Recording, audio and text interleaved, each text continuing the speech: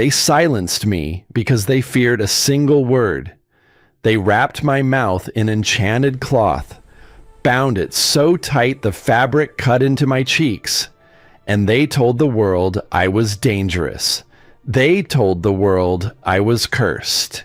They never told the world the truth, that the word they feared could bring the most powerful creature in the north to his knees. My name is Alith, and this is the story of how I spoke a monster's true name, and he chose me for it. But I am getting ahead of myself. Let me take you back to the beginning, not to the tribute ground where they lined us up like lambs. Further back, to the night I lost everything. I was 7 years old when they came for my mother. I remember the sound of boots on stone. I remember the way the firelight made shadows dance across the walls of our small chamber, tucked into the far corner of Lord Cressard's estate, where the servants' quarters met the cold. My mother was brushing my hair, long, slow strokes. Her fingers smelled of lavender and something deeper, something wild, like the air before a thunderstorm. The door burst open.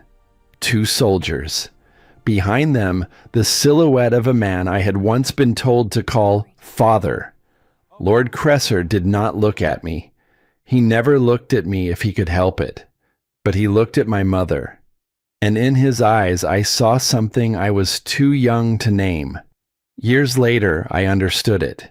It was not hatred. Hatred requires passion. What lived in Lord Cressard's gaze was something colder.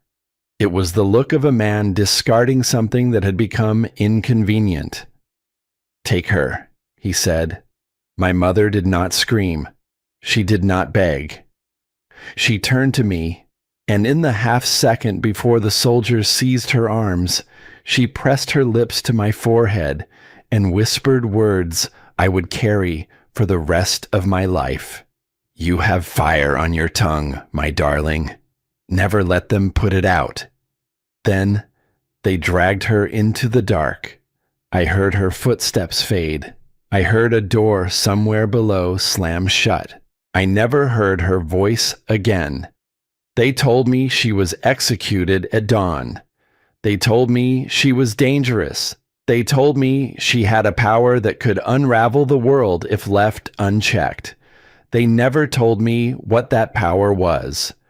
And when the same fire bloomed on my own tongue 3 years later, when I looked at the stable boy who had been tormenting the kitchen cat, and his true name rose unbidden from somewhere deep inside me, syllables I had never learned but somehow always known, Lord Cressard finally had his answer.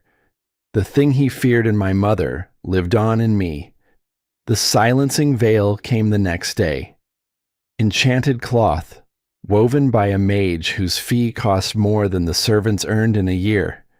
Every word I spoke through it triggered punishment, not just muffling, pain.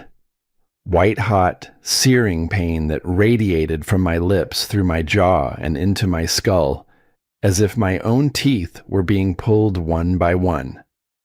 So I learned not to speak.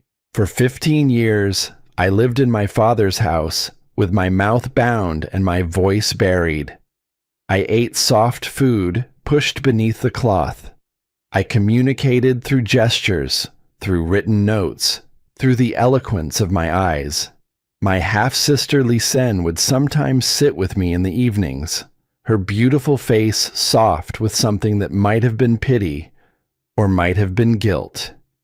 She never removed the veil.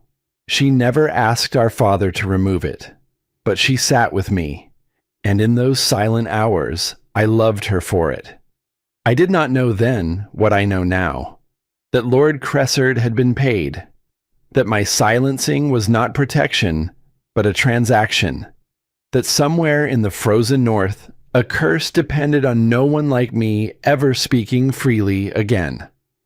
All I knew was that I was 22 years old. I had not spoken aloud in over a decade, and my father had just informed me that I was being sent north as tribute to the beast of Thurvald. He did not tell me himself, of course. He sent a steward. The tribute ground was a platform of ancient stone, jutting from the mountainside like a broken jaw. Ice coated every surface. The wind came from the north, carrying a cold so deep it felt personal, as if winter itself had decided to punish every living thing for the crime of existing. 17 women stood in a line. 12 kingdoms had sent them. 12 kingdoms had decided these women were expendable enough to feed to the monster who had ruled the frozen territory for 300 years. Some of the tributes were crying. Their tears froze on their cheeks like tiny jewels, glittering and cruel. Others stood rigid, their terror so complete it had moved beyond shaking into a terrible stillness. I stood at the end of the line, separated from the others by 3 armed guards. The youngest tribute was a girl of perhaps 16. She stood 4 places ahead of me, shivering so violently her teeth chattered like stones in a jar. Her dress was thin, too thin for this altitude. Whoever had sent her had not even cared enough to give her a warm coat. When she collapsed, it happened slowly. Her knees buckled first, then her body followed, folding in on itself like a paper doll in the rain. She hit the frozen stone with a sound that made my chest ache. Small, fragile. One of the escort soldiers stepped forward. Not to help her. His hand went to the leather strap at his belt. "Get up," he snarled. "You stand until the beast arrives or you die trying." The girl could not get up. Her legs had gone numb. She was trying, her fingers clawing at the ice, but her body had surrendered to the cold. The soldier raised the strap. I did not think. I did not calculate. My body moved before my mind could intervene, and in 3 steps I was between them. The strap came down across my shoulders instead of her face. The pain was bright and immediate, cutting through the layers of my cloak and the thin dress beneath. I felt the welt rise instantly, a hot line of fire across my back. The soldier stared at me. I stared back. Through the silencing veil, I could not speak, but my eyes said everything I needed them to say. Hit her again. See what happens. He did not hit her again. He turned away with a muttered curse, and I knelt beside the girl, helping her to her feet with bound hands, steadying her until she could stand on her own. "Why did you do that?" she whispered. Her eyes were wide, glassy with shock. "You are going to die too." I could not answer her, but I held her gaze and nodded once. A promise I had no right to make but made anyway. That as long as I was breathing, I would stand between cruelty and those too small to fight it. It was the only inheritance my mother had left me. From the delegation platform, I felt Lord Cressard's eyes on me. He stood in his expensive furs, a wine cup in his gloved hand, watching his unwanted daughter take a beating for a stranger's child. Beside him, Lysen clutched his arm. Even from this distance, I could see the conflict on her face. My father touched the inside of his coat. That unconscious gesture I had seen 1,000 times, checking something small, something precious. A box. He always carried it close to his chest, and he never let anyone touch it. I had never thought to wonder what was inside. The tribute master stepped forward, a thin man with a voice like cracking ice. "We gather to honor the ancient pact between the southern kingdoms and the Lord of Thurvald. 17 souls offered in tribute. The wind changed direction. It happened all at once. Every torch on the platform guttered, flames bending sideways as if bowing to something none of us could see. The temperature, already brutal, plummeted so sharply that I felt ice crystals forming on my eyelashes, my eyebrows. the exposed skin of my forehead above the veil. He was coming. I sensed him before I saw him, a pressure against my mind, vast and ancient and burning cold. Like standing at the edge of a frozen ocean and feeling the weight of all that dark water pressing against you. 2 of the tributes collapsed outright. 3 began screaming. Then the blizzard parted and he walked out of the white. The stories called him a monster. They spoke of something twisted, grotesque, a creature of nightmare given flesh and set loose upon the world. 300 years of tales had painted him as a horror beyond imagining. The stories were wrong. Thalric of Thurvald was devastatingly, impossibly beautiful. He was tall beyond reason. His hair was the color of fresh frost, falling past his shoulders in a cascade of white and silver that caught the dim light and turned it into something almost sacred. His features were sharp as shattered glass, cheekbones that could cut, a jaw that looked carved from winter itself, and his eyes, pale blue, nearly white, empty of anything resembling warmth or mercy or the faintest flicker of human feeling. He wore no furs despite the killing cold. Frost clung to his bare forearms like a lover's caress, delicate patterns of ice that spread and melted and reformed with each step. The air around him shimmered with cold. He smelled of pine and deep snow and something underneath, something dark and old, like stone that had not seen sunlight in centuries. This was not a man. This was winter given consciousness and hunger. The tribute master's voice cracked, "Lord Thalric, we present..." Silence. One word, and the tribute master's jaw snapped shut, not by choice, by force. The beast's voice was low, rough, carrying an authority so absolute it felt like gravity. He moved toward the platform. His gaze swept across the women, and each one he looked at flinched as if struck. He dismissed them one by one. His expression never changed. Cold, bored, ancient. Then his attention reached the end of the line, and it snagged on me like a hook catching flesh. I felt his gaze like a physical touch, those pale, terrible eyes fixed on me with sudden, absolute focus. He had noticed the veil, the guards, the way I stood apart from the others. He stopped directly in front of me. This close, I could see the frost on his lashes, the faint blue tinge to his lips, the delicate tracery of ice that covered his skin like living armor.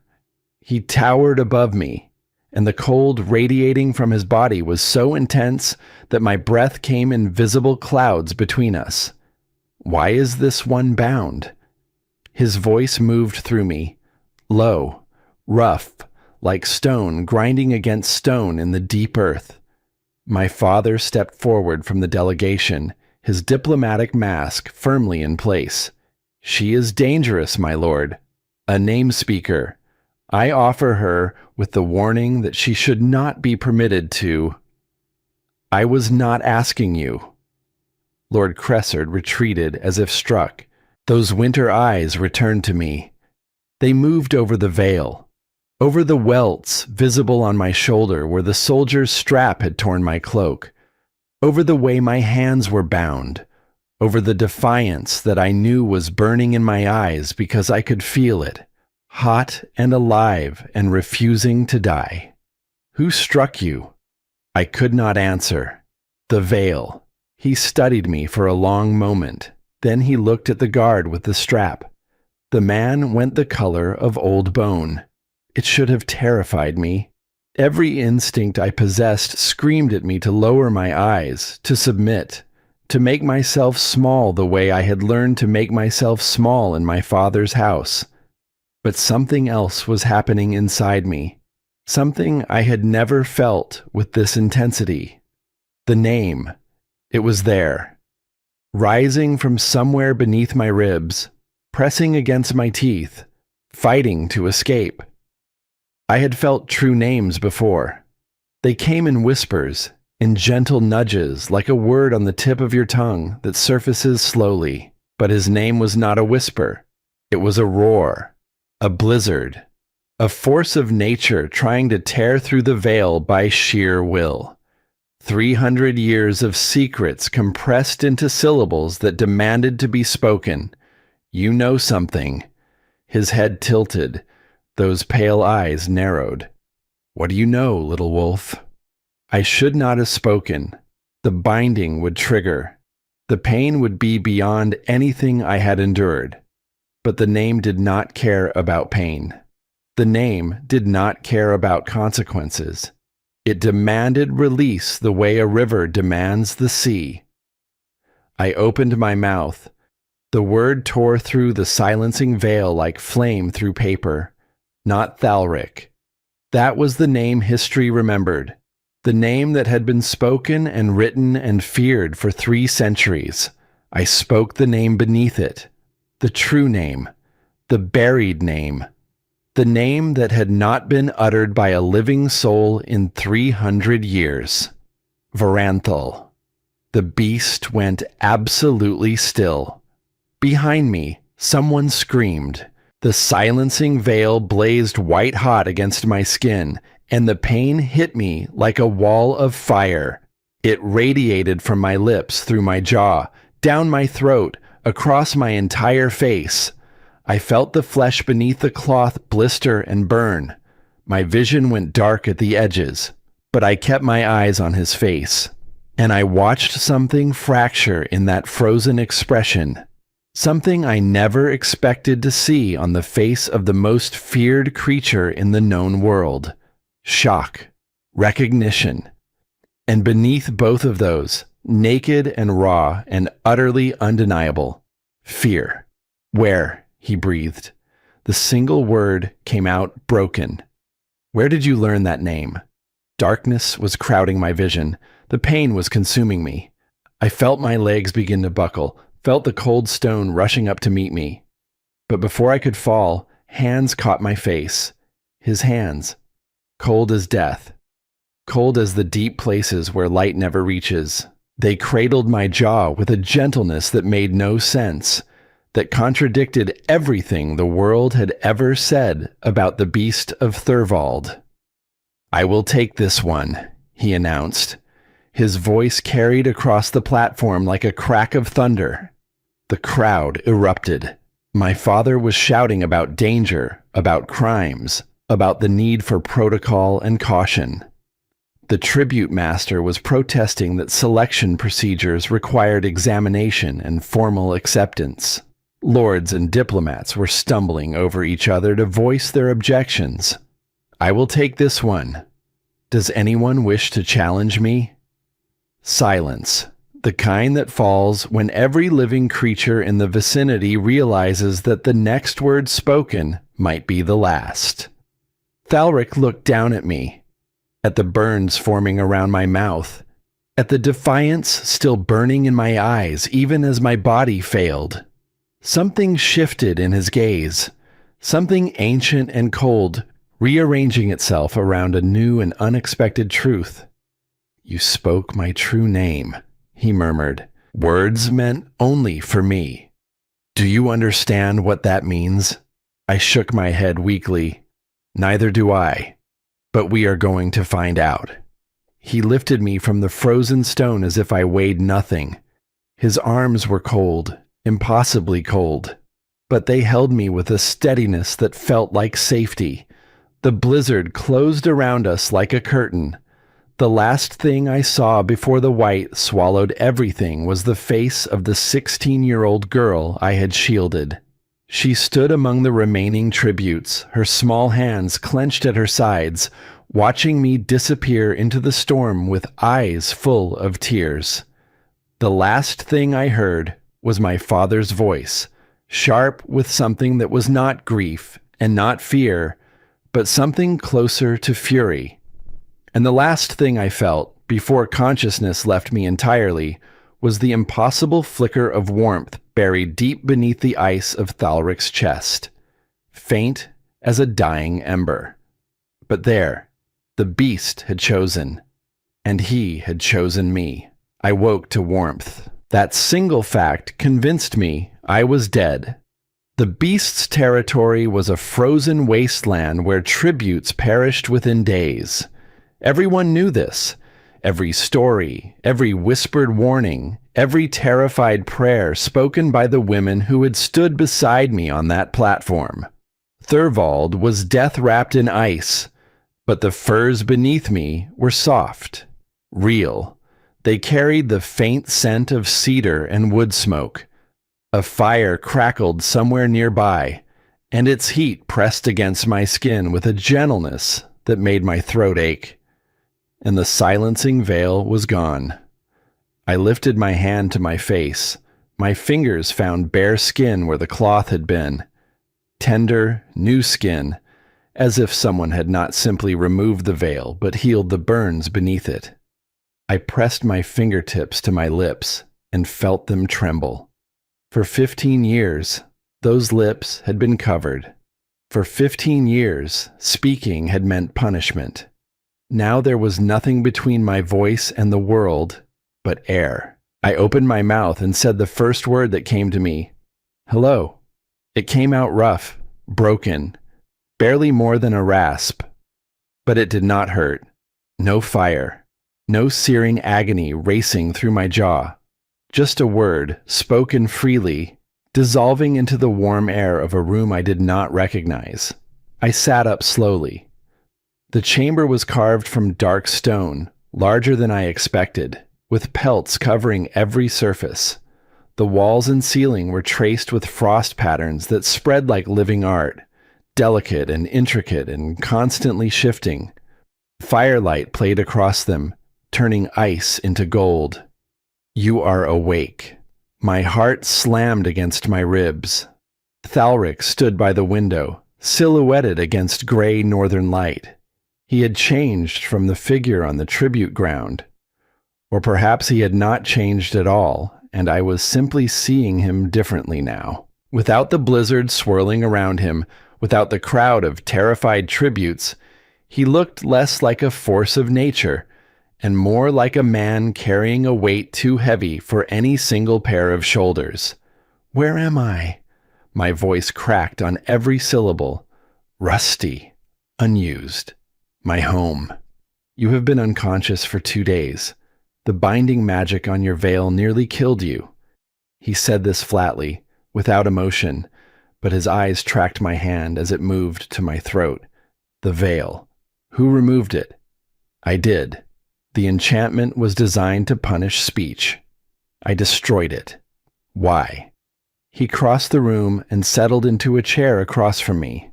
This close, I could see the faint blue veins beneath his pale skin, the frost that still clung to his lashes, the way the ice patterns on his forearms shifted and reformed with his breathing.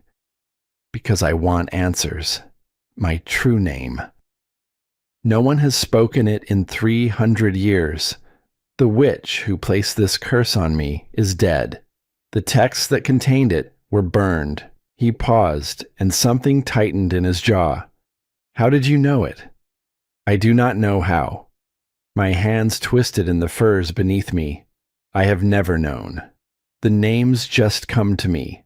True names. Hidden names. I look at someone and I know what they are called beneath all the masks. Name speaker. He said the word slowly, as if tasting it. I thought your kind were extinct. Nearly. When my ability manifested, my father had me bound. Any name I spoke triggered punishment. I touched my jaw, remembering. He told everyone I was cursed, that I had used my power to kill someone. Did you? The question was direct. No judgment in it. Just a need to know. I swallowed. A man was hurting a child. A boy. He had the boy by the throat and was striking him repeatedly. The boy's name, I could feel it, but it was the man's name that rose. It was right there, burning on my tongue. And I spoke it. What happened? He died. I do not know how. One moment he was standing. The next, he simply collapsed, as if speaking his true name had unraveled something essential inside him. Silence stretched between us. The fire popped and settled. Your father sent you to the tribute ground to die, Thalric said. Not a question. Yes, because you are a name speaker, because I am a reminder of my mother. She had the same gift. When Lord Cresser discovered what she truly was, he had her executed, but I inherited her power, and every time he looked at me, he saw the woman he had killed, the woman whose power he could not control, the woman who had made him afraid. Thalric studied me for a long moment. His expression was unreadable. Ice and stone, and 3 centuries of solitude. Then he said something I did not expect. 300 years I have watched women dragged to this territory, shaking, weeping, begging for mercy. You are the first who looked me in the eye without flinching. And you are the first I have ever seen take a beating to shield someone weaker in the same moment you were being marched to your own death. He paused.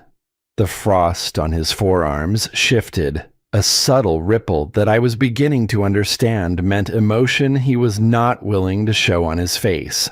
I want to understand why someone like you was treated like something to be discarded. The words landed in my chest like a fist. Not because they were harsh, because they were kind. Because in 22 years of living, no one had ever looked at me and seen value in what I was rather than danger in what I could do. I blinked rapidly. I would not cry, not here, not yet. He offered me a deal. I would stay as his consort in name only. In exchange for allowing him to study my power, I would receive protection, comfort, and freedom to speak as I wished. No more bindings, no more silence. No one will ever silence you again, he said. His eyes held mine, pale and cold, and absolutely certain. What is the price? You will not speak my true name again. Not to anyone. What you know stays buried between us. Why? Because names have power, and mine, in the wrong mouth, could destroy me. I absorbed this. You said, consort. Does that mean you will have your own chambers? I will not touch you without permission. I do not want a wife. I want a mystery to solve before I run out of time. Before I run out of time. The phrase snagged in my mind like a thorn. What did it mean? But his expression made clear that this particular question would not be answered today. One condition, I said. Name it. The true name I spoke. Varanthal. Is that what you want me to call you? Something raw flashed through his eyes. Pain, longing, a wound 3 centuries old that had never fully closed. Then it vanished behind the frost. The other one. Always the other one. Thalric, then. I accept your terms. I extended my hand. His closed around mine, and I gasped. His skin was genuine ice, not cold in the way that winter air is cold. Cold in the way that deep stone is cold. Cold that has never known warmth. Cold that goes all the way down to the bone and beyond. But beneath that cold, buried so deep I almost missed it, I felt something. A flicker, faint as a dying ember in a hearth that had been dark for centuries. Warmth. Impossible, improbable warmth. Thalric released my hand quickly, as if he had felt it too. Rest. Tomorrow we begin. He left without looking back. I sat alone in the firelight, my hand still tingling where his frozen fingers had touched mine, and I thought about the warmth I had felt. That tiny, stubborn flame buried under all that ice, something that refused to die. I had chosen the beast. Now I had to survive him. But survival, I was beginning to suspect, might not be the hardest part. The days that followed were unlike anything I had experienced in my life. On the second morning, I ventured beyond my chamber. No one stopped me. No guards blocked the corridors. No locked doors barred my path. For a woman who had spent 15 years confined to the servant's wing of her father's estate, the freedom was almost dizzying. And what I found in Thalric's fortress shattered every assumption I had carried north. Thurvald was not a frozen tomb. It was a sanctuary. The fortress was vast, carved into the mountain itself, corridors of dark stone warmed by fires that burned in every hearth. And it was inhabited, not by monsters or servants cowering in fear, but by people. Real, ordinary, broken people who had been given shelter by the creature the world called a beast. I found them in pockets throughout the fortress. A blind woman named Gale, who tended an enormous greenhouse built into the southern wall, coaxing herbs and winter vegetables from soil that should have been too frozen to yield anything.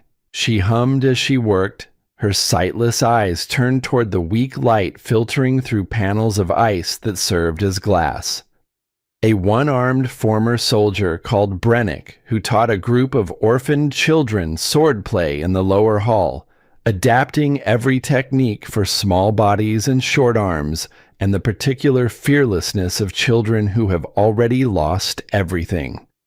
A healer named Thursa, who had been cast out of her village for practicing medicine as a woman, who now ran an infirmary stocked with supplies that could only have come from considerable expense and effort. They all told me the same thing when I asked how they came to be here.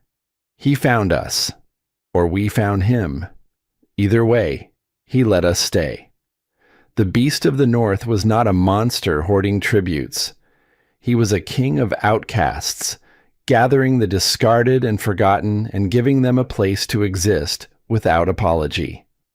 This understanding changed something in me. A small, careful shift, like the first crack in ice when spring begins. Every evening, Thalric and I met in his library. It was the largest room in the fortress, walls lined with texts so old the leather bindings had gone soft as cloth. He brought volume after volume on name speakers, on the history of true names, on the ancient connection between identity and power. We sat across from each other at a long table. He read passages aloud in his low, rough voice. I offered what I knew from experience. He listened with an intensity that made me feel as if every word I spoke mattered, as if my knowledge, the power I had been punished for, the gift I had been taught to see as a curse, was something worthy of study rather than something that needed to be caged. No one had ever treated my mind as valuable. No one had ever asked what I thought rather than demanding that I be silent. On the fourth evening, he found the passage that changed everything. "Name speakers do not kill," he read. His finger traced the ancient text. The power of the name speaker is illumination, not destruction. When a true name is spoken, the essential nature of the named is revealed. If that nature is built upon violence, upon cruelty, upon a foundation of harm, then revelation itself becomes the consequence. He looked up at me, the man who was hurting the child, the one who died when you spoke his name. What were you feeling when you spoke it? Rage. I wanted him to stop. I wanted justice. Name speakers do not just reveal truth. In moments of extreme emotion, they bind truth to consequence. His voice was careful, precise. If that man's identity was built on violence, then speaking his name while demanding justice meant his own truth destroyed him. He paused. Not you, Aelith. His truth. The relief that washed through me was so vast, so overwhelming, that I could not hold it. The tears came before I could stop them. Hot, racking sobs that shook my entire body. Years of guilt, Years of believing I was a murderer. Years of my father's voice telling me I was dangerous, that I had killed with my cursed tongue, that the veil was mercy rather than punishment. All of it broke at once. Thalric did not touch me. He did not offer hollow comfort or empty words. He simply sat across the table, still impatient, his pale eyes steady on my face while I fell apart. He waited, and when the sobs finally subsided, when I lifted my head and wiped my face with shaking hands, he was still there. "Thank you," I breathed. He nodded once. That was all. But it was enough. That night, lying alone in my chamber, I pressed my face into the pillow and breathed in the lingering scent of pine and cold stone. I thought about a man who had lived 300 years in isolation, who had been called a monster by every living soul, who sat quietly while a woman he barely knew wept in his library. Something was growing in my chest. Small, fragile, dangerous. I told myself it was gratitude. I told myself it was relief. I told myself it was anything other than what it actually was, because what it actually was could only end in pain. 3 nights later, the wolves came. I was reading in the library when I heard the screaming, high-pitched, children's voices, coming from the lower hall where Brennick kept the orphans. I ran before I thought, down the corridor, down the stairs, through the heavy door that led to the training room. 4 dire wolves had broken through a damaged section of the outer wall. They were enormous, each one the size of a horse, with frost-matted fur and eyes that glowed with feral hunger. Brennick stood between them and the children, his single arm holding a sword. But he was losing ground. Thalric was not here. He had gone to the northern boundary, a day's ride away. There was no one else. The alpha wolf lunged at Brennick and knocked him aside. It turned toward the huddle of children in the corner. A boy of perhaps 6 stood in front of the younger ones, his small wooden practice sword raised, his face white with terror, but his stance steady. Something ignited inside me. Not rage this time. Something older, deeper. The fire my mother had spoken of. I looked at the alpha wolf, and its true name rose inside me. Not a whisper, not a roar. Something between the two. A command. I spoke it. The wolf froze mid-stride. Its glowing eyes locked on mine, and I felt the connection snap into place, my will pressing against the ancient, wild thing that lived at the core of this creature. I was not killing it. I was revealing it to itself, showing it what it was beneath the hunger and the frost and the feral drive. "Stand down," I said. The words were unnecessary. The name was enough. But I said them anyway, because after 15 years of silence, I wanted to speak. I wanted every word to mean something. The alpha lowered its head. The other 3 wolves followed. They turned one by one and disappeared through the breach in the wall, their howls fading into the northern wind. Brennick stared at me from where he had fallen, blood running from a gash on his temple. The children stared. The small boy with the wooden sword stared. I stood in the broken doorway, shaking, my heart hammering, my breath coming in ragged gasps. But I was standing, and they were alive. When Thalric returned the next day, Brennick told him what had happened. I was in the greenhouse with Gale, helping her transplant winter sage, when I felt his presence in the doorway. That pressure against my mind, ancient, vast, but different now. Lighter, somehow. I turned. He was watching me with an expression I had not seen before. Not curiosity, not assessment. Something warmer than both. "You commanded a dire wolf with nothing but its name," he said. "I did not command it." I showed it what it was. There is a difference. The corner of his mouth moved, not quite a smile, but the closest thing to one I had seen from him. Yes, he said quietly, there is. After that, something shifted between us. The evening sessions in the library grew longer. The silences grew more comfortable. He began sharing small pieces of himself.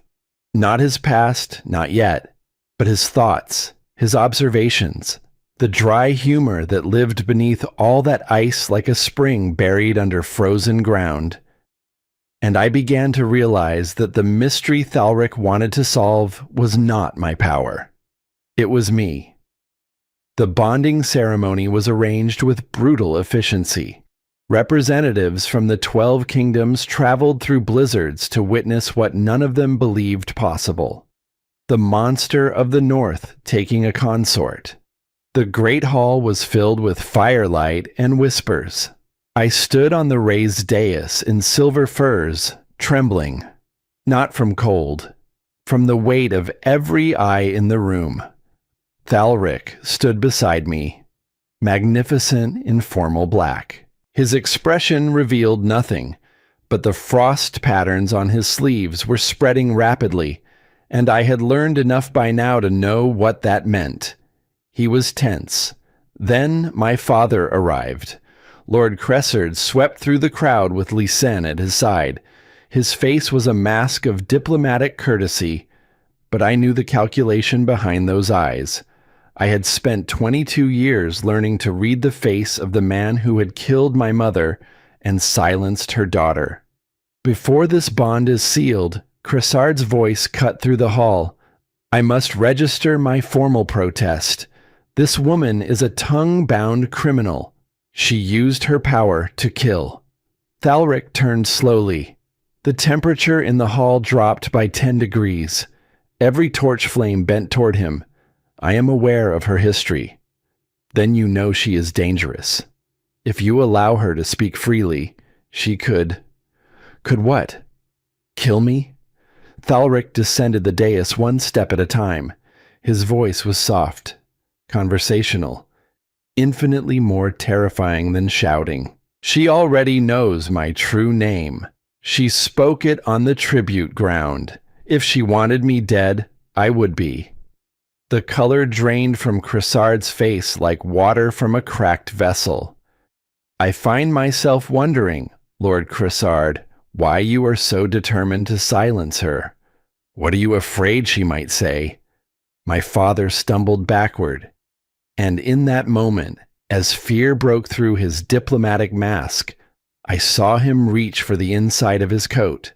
That gesture, the box, whatever was in that box. He was more afraid of losing it than of facing the beast of the north. I filed this away. I did not yet understand what it meant, but I would. This woman is my consort, Thalric announced to the hall. Any insult to her is an insult to me. Her past is erased. Her crimes are pardoned. He extended his hand toward me. I took it, his frozen fingers wrapping around mine, and descended to stand beside him. You did not have to do that, I murmured. I know. Then why? Something shifted in his gaze. Because I know what it is like to have family want you dead. Later, after the ceremony, after the hollow congratulations and the sideways glances and the whispered predictions that I would not survive a month, Lysen found me. She pulled me into an alcove behind a pillar of ice, her fingers tight on my arm, her beautiful face twisted with urgency. You have to leave, she said immediately. Father is not finished. If the beast did not reject you at the ceremony, there is another plan. What plan? I do not know details. But I heard him talking about what happens when the beast discovers what you really are. He knows I am a name speaker. Not that. Lysen grabbed both my arms. The other thing. The thing Father never told you about Mother. My heart stuttered. What about Mother? You do not just speak true names. That is not all you inherited. She glanced over her shoulder. There is no time. Just know that when he learns what you truly are, he will not just leave you. He will devour you. Then she was gone, vanished back into the crowd, like a ghost. I stood frozen in the alcove. What you truly are. The other thing. There is something else. Something my father kept from me. Something about my mother that was worth killing her to hide. Across the hall, Thalric's pale eyes found me through the crowd. I felt his gaze like a hand pressed against my chest. Steady, searching, patient. He had secrets. I had secrets. My father had secrets layered upon secrets. The question was which truth would destroy us first. As the weeks passed, I settled into a rhythm I had never expected to find. The fortress became familiar. The people became friends. Gale taught me to identify healing herbs by scent alone. Brennick let me watch the children train and laughed his rough, broken laugh when the small boy with the wooden sword asked if I could teach him to talk to wolves. Thyrsa showed me how to mix poultices and told me stories about the first name speakers, how they were revered as truth keepers before the world decided truth was too dangerous to speak aloud. And every evening, Thalric and I sat in the library. Our conversations grew longer. The distance between our chairs grew shorter. His dry observations made me smile.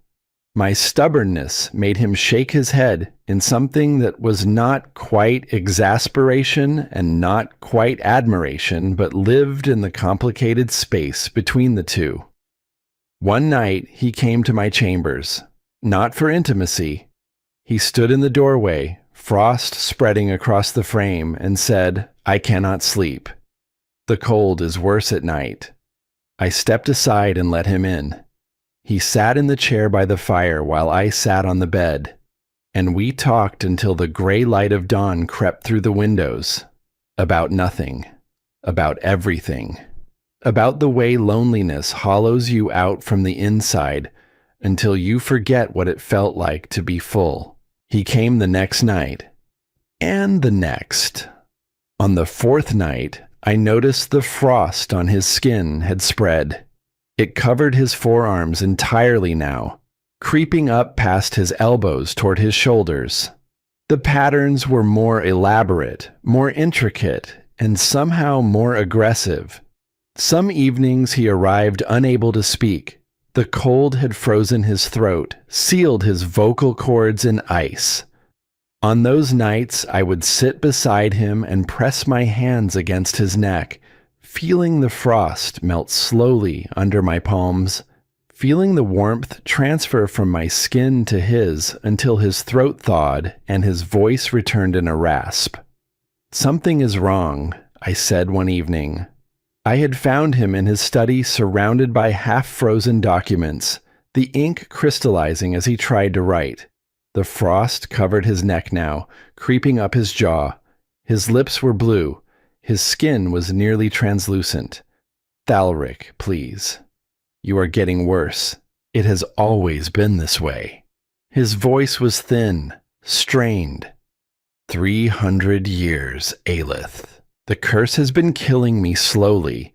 This is simply what the end looks like. My heart stopped. The end? I am dying. He said it the way someone might comment on the weather. Matter of fact, resigned. The frost will eventually reach my heart. When it does, the beast of the north will finally trouble no one. No. The word tore out of me. There has to be something. There is nothing. His hands tightened on mine. I accepted my death centuries ago. I simply wanted to understand a mystery before the end. I stared at him. The mystery. Me. My power. That was what he meant by running out of time. He had not been studying my ability out of academic curiosity. He had been trying to solve one last puzzle before the ice consumed him. "If you want to leave before the end," he said quietly, "I will arrange it. You do not have to watch this." Leave? I stared at him. You think I would leave? And then I kissed him. It was not graceful. It was not planned. It was desperate and fierce and full of everything I had been trying not to feel since the night he sat in my chair and told me he could not sleep. My lips pressed against his, and the cold was shocking, like plunging into a winter lake, but I did not pull away. For one heartbeat, he was frozen, not from the curse, from shock. Then his hand came up, cupping the back of my head, and he kissed me back with a hunger that tasted of 300 years of loneliness. I am not leaving, I said fiercely when we broke apart. I care about you. Something shattered in his expression. A wall he had built long before I was born, crumbling in real time.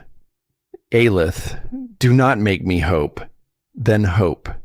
Whatever time we have, I want to spend it with you truly living, not waiting to die. He pressed his forehead against mine. His skin was ice, my skin was fire. And where they met, something impossible happened. The frost retreated, just a fraction, just for a moment, but it retreated. You are going to destroy me, he whispered. No, I thought, holding him tighter, pressing my warmth into his frozen chest. I am going to save you. But as I held him, I could not escape the terrible truth that had settled into my bones. I was falling in love with a dying man, and he was falling apart in my arms. 2 months passed. 2 months of Thalric coming to my chambers every night, staying longer each time. 2 months of quiet laughter over ancient texts, of his dry humor surfacing more frequently now, of the way his fingers would find mine beneath the table in the library, as if touch were a language he was relearning after centuries of forgetting. 2 months of watching the frost consume him inch by inch. It covered his entire torso now. The patterns that had once been delicate tracery had become something heavier, thicker, aggressive in their beauty. They crept up his neck like vines made of ice, curling behind his ears, tracing the line of his jaw. His breath fogged even in heated rooms. Some mornings I found him standing by the window, perfectly still, and for one terrible heartbeat, I could not tell if he was alive or if the curse had already finished its work. But he was alive. He was alive because he came to me every night and let me press my warmth against his frozen skin. And in those hours, the frost retreated just enough to let him breathe, let him speak, let him be something other than the dying vessel of a 300-year-old curse. I told myself this was enough. I told myself I could hold back the ice with my body and my stubborn refusal to let him go. I was wrong. On a gray morning in the 8th week, I discovered the truth that changed everything. I had been feeling strange for days. A heaviness in my body that was not exhaustion. A tenderness in places that had no reason to be tender. A heightened sensitivity to scent that made the pine and stone smell of the fortress almost overwhelming. I told myself it was the cold, the altitude, the stress of watching the man I loved slowly freeze from the inside out. Thyrsa knew before I did. She took one look at me when I came to the infirmary for a headache remedy, and her weathered face went soft with something I could not read. "Sit down, child," she said. "Let me examine you." Her hands were gentle, thorough. When she finished, she sat back and folded her arms, and the expression on her face was equal parts wonder and worry. 2 months along. "You are carrying his child." The world tilted beneath me. I pressed my hand to my stomach. Flat. Unchanged. But suddenly the most important thing in the entire world. A child. Our child. Thalric had never mentioned wanting children, had never spoken of any future beyond the frost that was consuming him.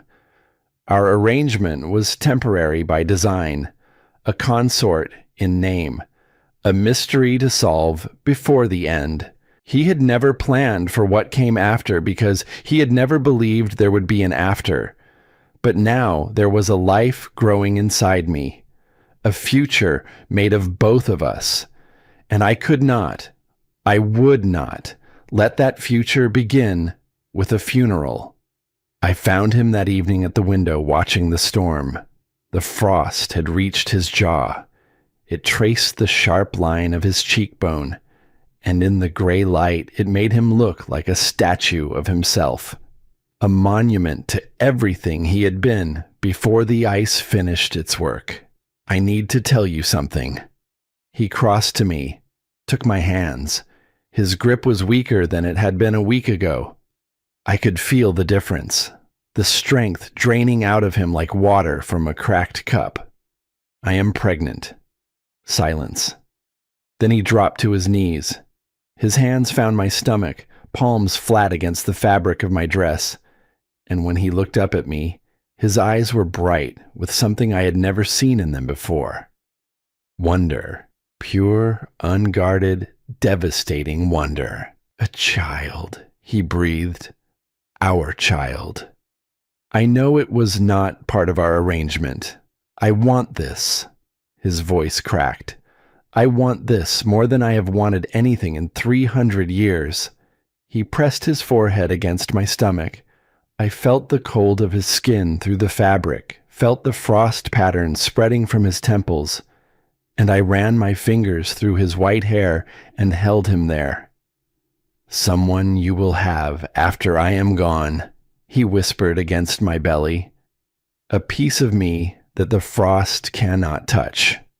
Do not say that. I pulled him up, took his face in my hands. The frost bit at my palms, but I did not let go. We are going to find a way. You are going to watch this child grow.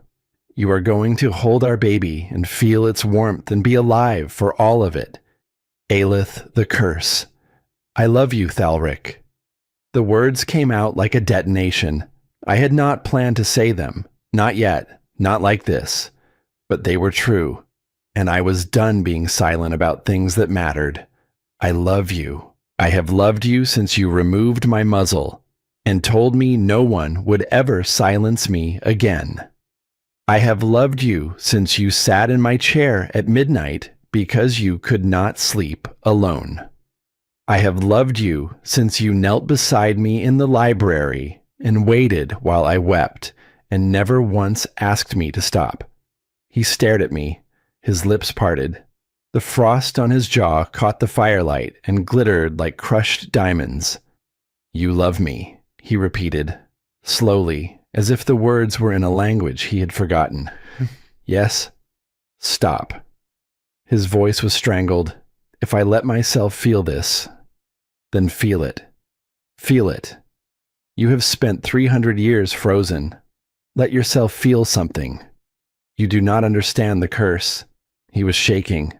The frost on his skin was spreading faster than I had ever seen it move, racing across his cheekbones, down his throat, across his collarbones. His hands trembled against my waist. The reason I am dying, it is not just about cold. It is about... He stopped. His eyes went wide. Thalric? His hand flew to his chest. Beneath his shirt, I could see the frost surging, spreading like cracks and shattering glass, racing across his skin faster and faster. He gasped, and the sound was not cold or composed. It was raw, animal, terrified. No, not yet. I did not mean to. What is happening? I love you. He looked at me, and his eyes were wild with fear and grief and a love so enormous it was killing him in real time. That is the trigger. The curse was designed so that I could never... His voice failed. Frost sealed his throat. He tried to speak, his lips moving soundlessly, his hands reaching for me. He was never supposed to fall in love. That was the cruelty of it. The curse had not simply condemned him to freeze. It had condemned him to freeze faster if he ever allowed himself to feel. 300 years of isolation had not been stoicism.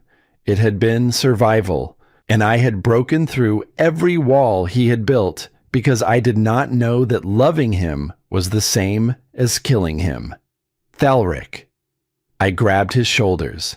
Frost raced up my arms from the contact, crystals forming on my skin, my sleeves, my wrists. His body was convulsing, the cold exploding outward in waves. Thalric, stay with me. Stay with me. The frost reached his eyes. The pale blue disappeared behind a film of white ice. His lips moved one final time, and though no sound came out, I read the words on his frozen mouth. The name, my true name, that is the key. Speak it. Then his chest stopped moving. He collapsed in my arms, and I went down with him, his weight dragging us both to the floor. His body was solid ice. His skin was white as fresh snow. His eyes were open and frozen and empty. I screamed. I screamed until my throat tore and my voice broke, and the sound that came out of me was not human, was not language, was just grief made audible, pouring out of the woman who had finally learned to speak, only to discover that the man she loved could not hear her. Help me. I pressed my hands against his frozen chest. Thalric, Varanthal, come back to me. Nothing. The true name fell against the ice and dissolved like a snowflake on warm skin. It was not enough. Speaking the name alone was not enough. It will not work like that. I looked up. An old woman stood in the doorway, wrapped in heavy furs. Her face was weathered beyond age, creased by centuries of wind and patience. Her eyes were sharp as broken glass, and filled with a grief that looked 300 years old. Who are you? Brenwyn. I was the witch who served this territory before the curse fell. I have been waiting 300 years for someone like you. Someone like me? A name weaver. The word hit me like a physical blow. I stared at her. I am a name speaker. That is what your father wanted you to believe. Brenwyn knelt beside Thalric's frozen body, her old hands hovering over the ice but not touching it. Name speakers reveal truth. Name weavers transform it. They can unbind curses, rewrite a name's very essence. She looked at me. Your mother was the most powerful name weaver born in 5 centuries. I trained her before she fled south. She thought she could hide among ordinary people, but power like hers does not stay hidden. My father had her killed because he discovered what she truly was. More than that. Brenwyn's voice was quiet but absolute. He was paid. There are those who benefit from this curse continuing. People who paid your father to ensure no name weaver ever came north. People who need Thalric frozen and helpless because a free beast of the north would threaten everything they have built in his absence. The implications crashed over me like an avalanche. My father had not bound my power because I was dangerous. He had bound it because I was the cure. How do I save him? Speak his true name again, but weave it. Reshape its binding to the curse. Brenwyn studied my face. But you cannot. Your power is still sealed. Then how do I break it? You need the object that holds the seal. Something your father kept close. The box. The small box Cressard always touched inside his coat. The one he carried against his chest like a secret he could never set down. How long does he have? Days. Maybe less. Brenwyn's voice was heavy. The curse feeds on his love for you. The stronger the feeling, the faster it consumes. I looked at Thalric, my love, my beast, frozen on the floor of the chamber where he had told me I would never be silenced again. The frost covered every inch of him now. He looked like a fallen god carved from winter itself. I stood up. My tears dried. My hands stopped shaking.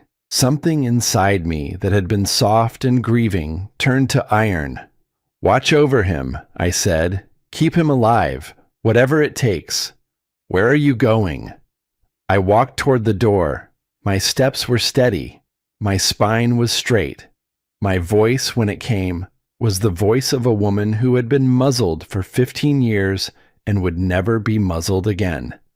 To get the seal, to face my father, to take back what he stole from me. I paused in the doorway, and to save the man I love. Then I walked into the storm. The ride south took 2 days. 2 days of driving snow and cutting wind that found every gap in my clothing and pressed its frozen fingers against my skin like a reminder of what I was racing against.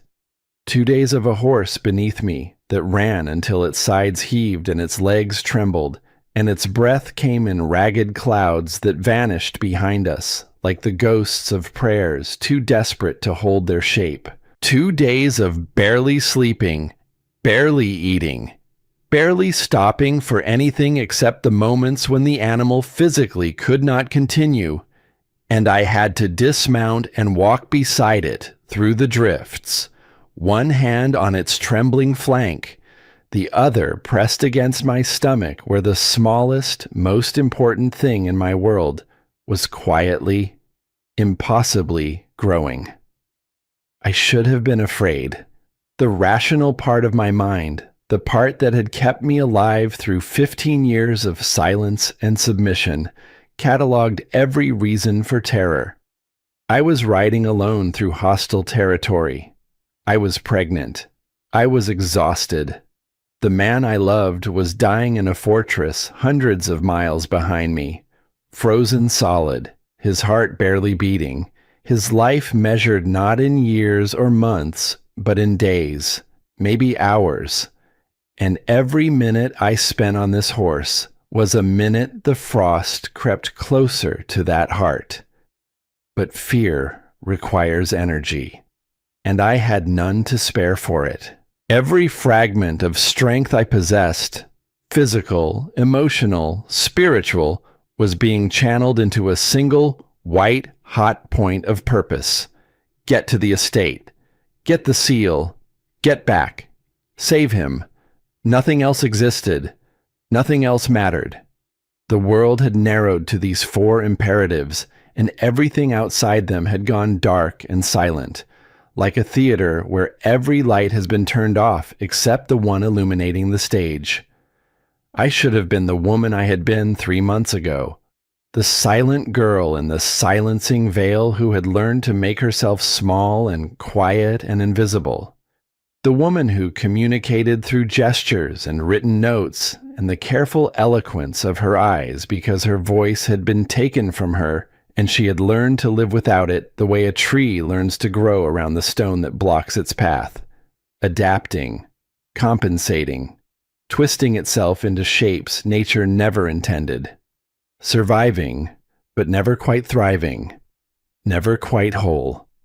But that woman was dead. She had died on the floor of Thalric's chamber with his frozen body in her arms and the echo of his last words dissolving in the cold air between them. The name, my true name, that is the key. Speak it.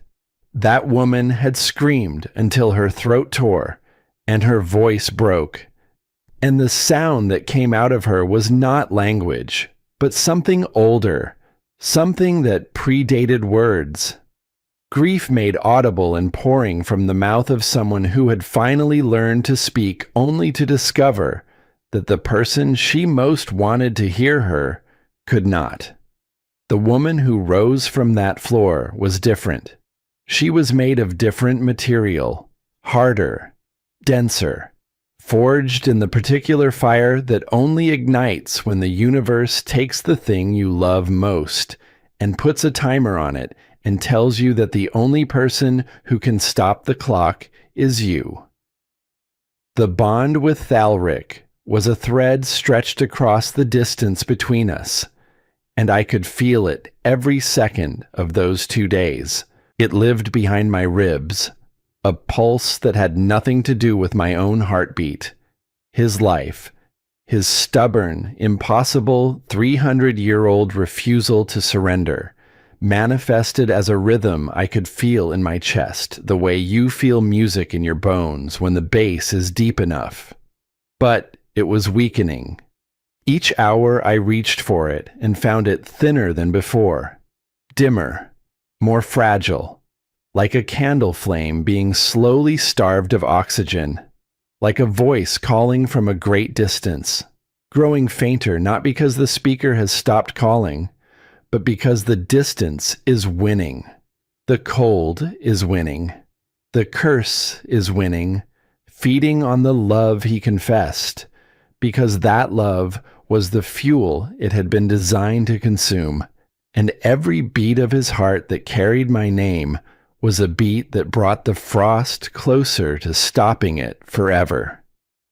Each time I felt the pulse weaken, something inside me tightened, a coil of determination and fury and love, winding tighter with every mile, with every hour, with every fading beat of that distant heart. I did not know if it was possible to will someone alive across hundreds of miles of frozen wilderness. I did not know if the force of wanting could bridge the gap between where I was and where he lay dying. But I tried. With every breath, I tried. "Hold on," I whispered into the wind. "I am coming. Hold on for me. Hold on for our child.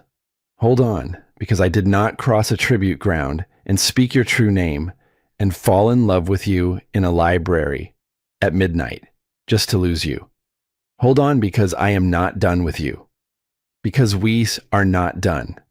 Because I refuse, I absolutely refuse to let the last thing you ever feel be cold."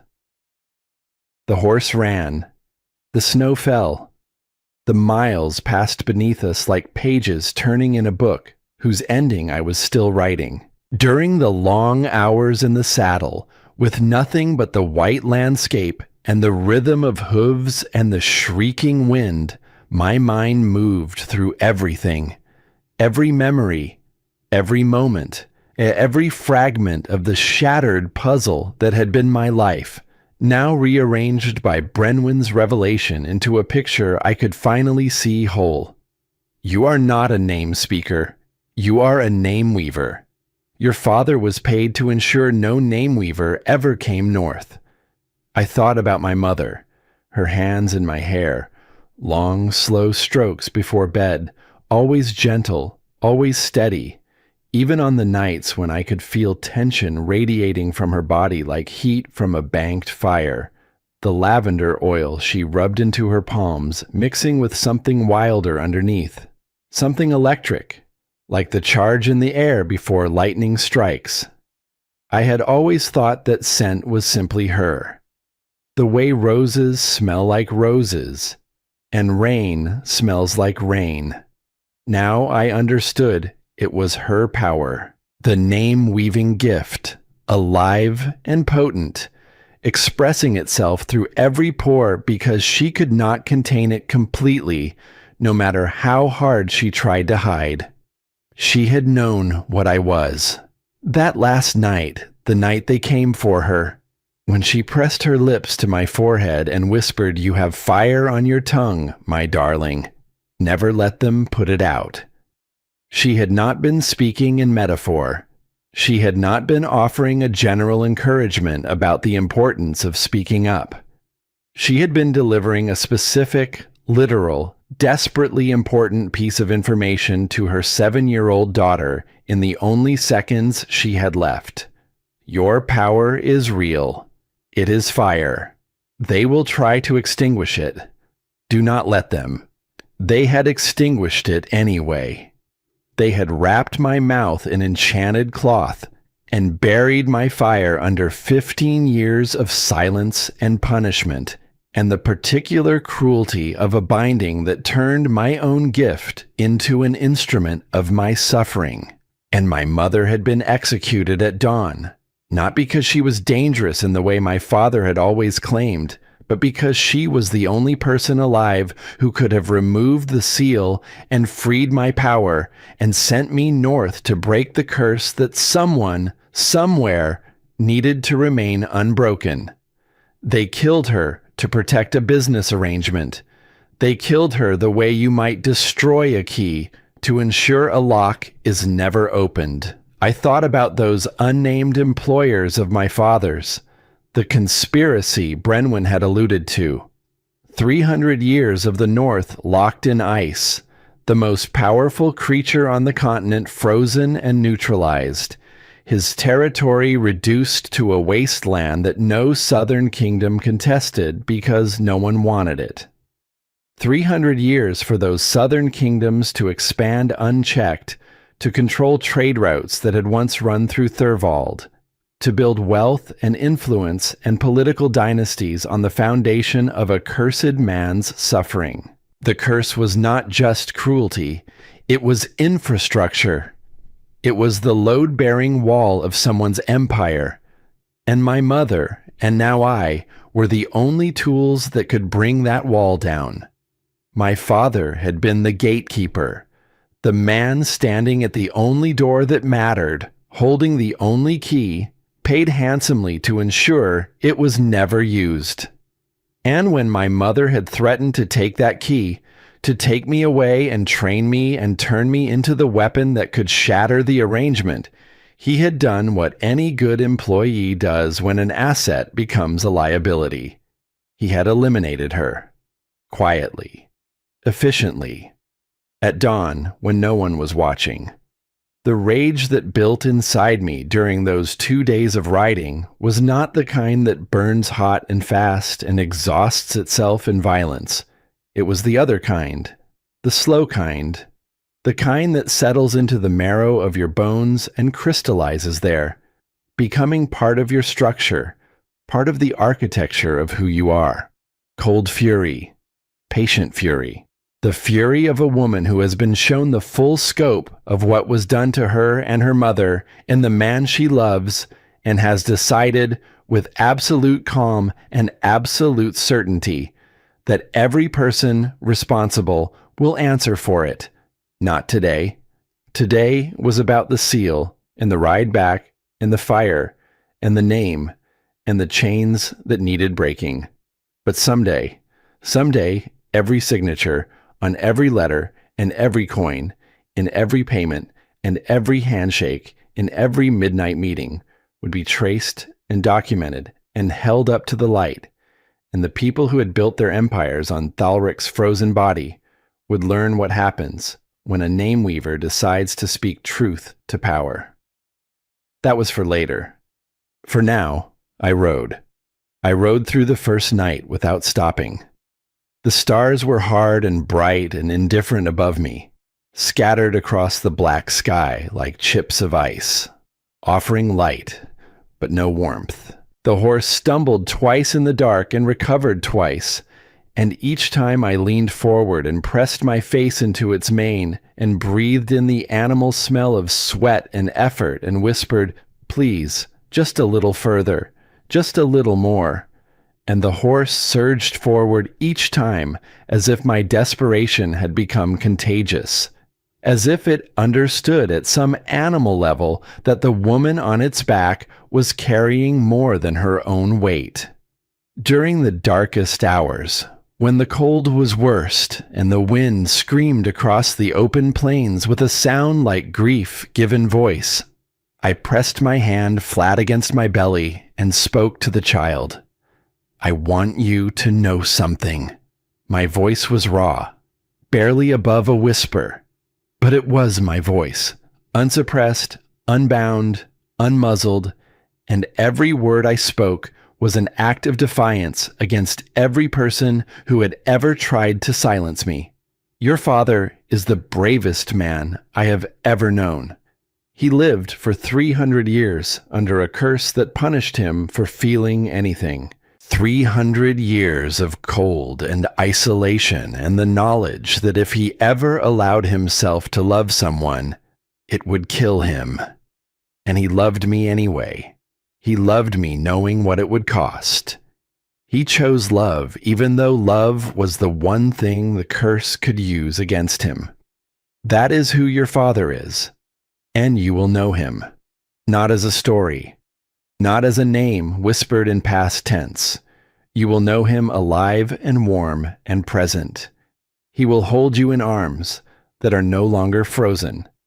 He will hear your first word. He will watch your first step. He will be there for the moments that matter and the moments that do not matter, and all the ordinary, unremarkable, precious moments in between. I promise you this, on my mother's memory, on the fire she gave me, on the name I carry, and the power that is mine, I will bring him home to you. The child could not hear me. I knew this. Barely 2 months along, it was a cluster of cells, a possibility, a warmth that had not yet taken shape, but speaking the words aloud made them real, made them binding. A vow spoken by a name weaver is not just a promise. It is a thread woven into the fabric of reality, and I needed that thread to hold. The Cressard estate rose before me as the sun sank toward the horizon, painting the sky in shades of bruised violet and dying amber. The manor looked exactly as I remembered it, grand, cold, every stone placed with the precision of a man who understood that appearances were currency and invested accordingly. The windows caught the last light and threw it back like polished shields, reflective and blank and impenetrable, revealing nothing of what happened inside. I had grown up behind those windows. I had learned to fold myself into corners and make myself invisible behind them. I had watched my mother dragged through the door beneath them and had pressed my face against the glass and waited for her to come back, and she never did. I was not that girl anymore. 2 of Thalric's guards flanked me. Hard men, northern bred. They had ridden through the same blizzard without complaint, matching my pace mile for mile. They did not speak. They did not need to. Their presence said what needed to be said. The consort of the beast of Thurvald had come to collect a debt, and she had not come alone. I walked through the entrance without slowing. A steward materialized, mouth opening to form some officious greeting, hands rising in the universal gesture of, "Sir, if you would just wait here while I inform." I walked past him as if he were part of the wallpaper. Behind me, the guard's boots struck the stone floor in measured rhythm. I knew where my father would be. The study.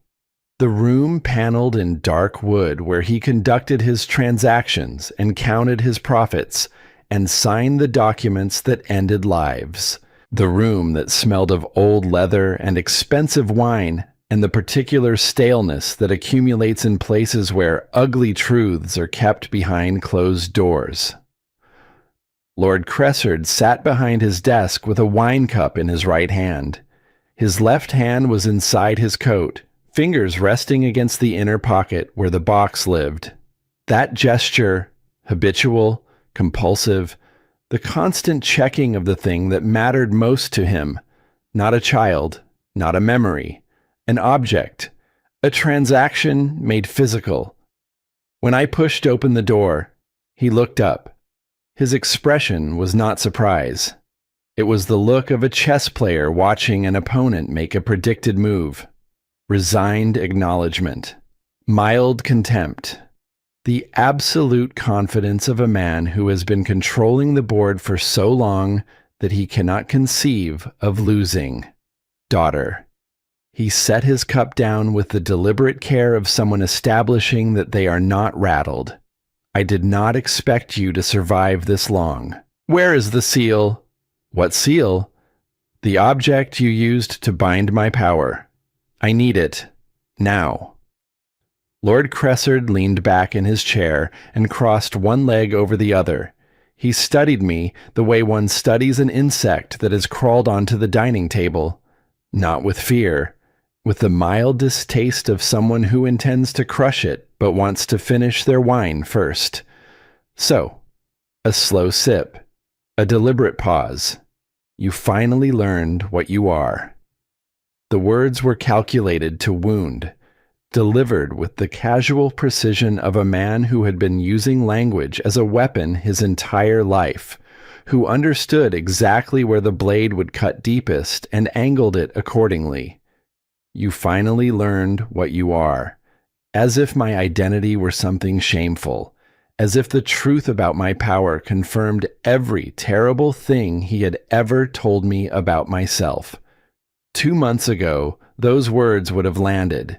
2 months ago, the girl in the silencing veil would have flinched, would have felt the familiar flush of shame, the old, deep, childhood conviction that her father was right about her, that she was defective, that the power in her was a corruption rather than a gift. But 2 months ago, I had not yet held a dying man in my arms. I had not yet carried a child whose father was being murdered by a curse that my own father had been paid to maintain. I had not yet ridden 2 days through a blizzard on no sleep and no food, with a pulse fading in my chest and a fire building behind my ribs. His words bounced off me like rain off stone. You killed my mother. I had her killed. He did not flinch, did not hesitate. Said it the way one might discuss a business decision that had been unpleasant but necessary. There is a difference. She was becoming difficult, threatening to take you away, talking about training you, awakening your power, teaching you to use it. His lip curled, turning you into something I could not control. I could not allow that, because someone paid you not to allow it. Fear, quick as a snake's tongue. A flicker in his eyes, involuntary, immediately suppressed. But I had been reading this man's face for 22 years. I had spent my entire childhood studying his expressions, because when you cannot speak, you learn to watch. You learn to read the micro movements, the tiny betrayals of emotion that people who rely on words never notice. He was afraid, not of me, of whoever stood behind him, of the people whose money he had taken and whose instructions he had followed, and whose names he would not say aloud even now. Who told you that? It does not matter. Give me the seal. Lord Cressard set his cup down, folded his hands on the desk, reassembled his composure with the practiced efficiency of a man who has been performing confidence his entire life. You do not understand what you are asking for, he said. His voice shifted, softer now, almost paternal, a performance of concern so polished it could have been rehearsed, and probably had been. Your mother could not control this power. When it surged through her, it devastated an entire village. People were hurt, Aelith. People died. I bound your power because I was terrified of what would happen if you followed the same path. He leaned forward. I did what any father would do. I protected my child. I protected everyone around her. The veil was not punishment. It was prevention. He delivered this speech with conviction, with warmth even. His eyes held mine with an expression that genuinely looked like a father remembering a painful decision he had made for the right reasons. And in that moment, the performance was so good, so complete, so seamlessly integrated into the architecture of every lie he had ever told, that I felt it. The pull, the old pull, the one that lives in the chest of every child who was not loved enough. The desperate, bottomless, pathetic desire to believe, to accept the story that makes your parent human rather than monstrous, to choose the version of reality where you were not discarded but protected. where the pain was not cruelty but sacrifice, where the man who locked you in a cage did it because the world outside the cage was worse. For one moment, the girl I had been wanted to believe him. Then I thought about the tribute ground, the way he had stood in his expensive furs with wine in his hand, watching his daughter walk toward a monster, and his face had shown nothing. No grief, no hesitation, no last-second surge of paternal feeling that might have made him step forward and say, "Wait, stop. I cannot do this. She is my child." Nothing. He had shown nothing. Because there was nothing to show. "If you wanted to protect me," I said quietly, "you would not have sent me to the tribute ground to die." The performance collapsed. Not slowly. Not gracefully. It fell apart the way a building falls when the one remaining support beam is knocked out. His face went blank. The warmth vanished from his eyes. The concerned father disappeared, and what was left underneath was the thing that had always been there, visible now only because I had finally found the words to strip away the mask. Cold, calculating, utterly empty of love. He had no answer for that observation. There was no spin, no narrative in which a protective father sends his bound, silenced daughter to be consumed by a creature she cannot defend herself against. The mathematics did not work. The logic chain broke. And we both stood in the wreckage of his carefully constructed fiction and saw it for what it was. A transaction, start to finish. My silence purchased. My mother eliminated. My power locked away. My life traded to a monster as the final disposal of an asset that had become more trouble than it was worth. I was not his daughter. I had never been his daughter. I had been his product, his commodity, his line item in someone else's ledger. The beast of the north is dying. My voice was level, steady. I would not give him the gift of hearing it shake. Your conspiracy is working. The curse is consuming him exactly as designed. But I am carrying his child. If Thalric dies before this child is born, I become regent. I inherit his territory, his authority, his armies. The full political and military weight of the Northern Kingdom passes to me. I let the silence work, and the first thing I will do with that weight is launch a formal investigation into every dealing, every letter, every payment, every midnight visitor, every whispered conversation and sealed document that has passed through this house in the last 22 years. I will find the people who paid you. I will trace every coin back to its source. And when I have their names, I will use every resource at my disposal to tear their arrangement apart. Another pause. Longer.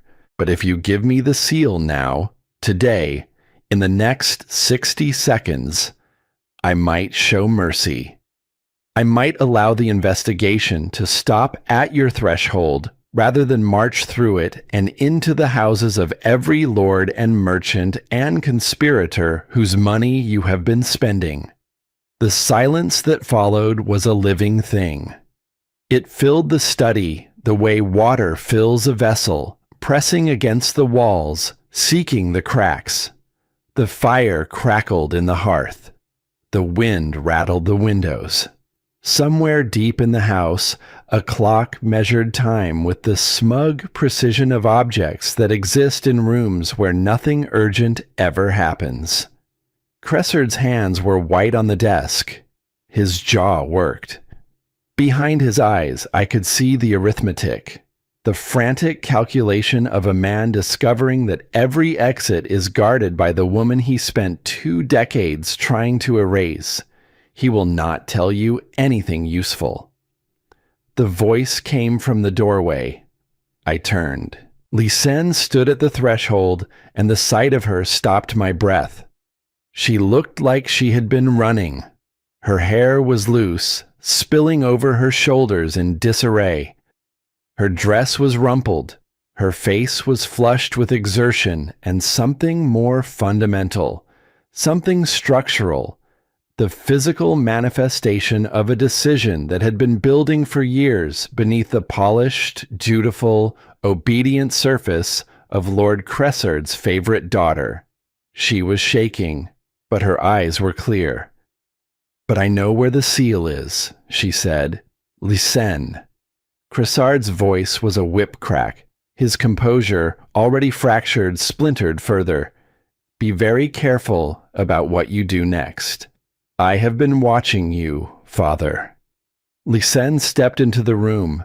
Her voice trembled with every word, but her feet moved forward, steady, deliberate, carrying her closer to the point of no return.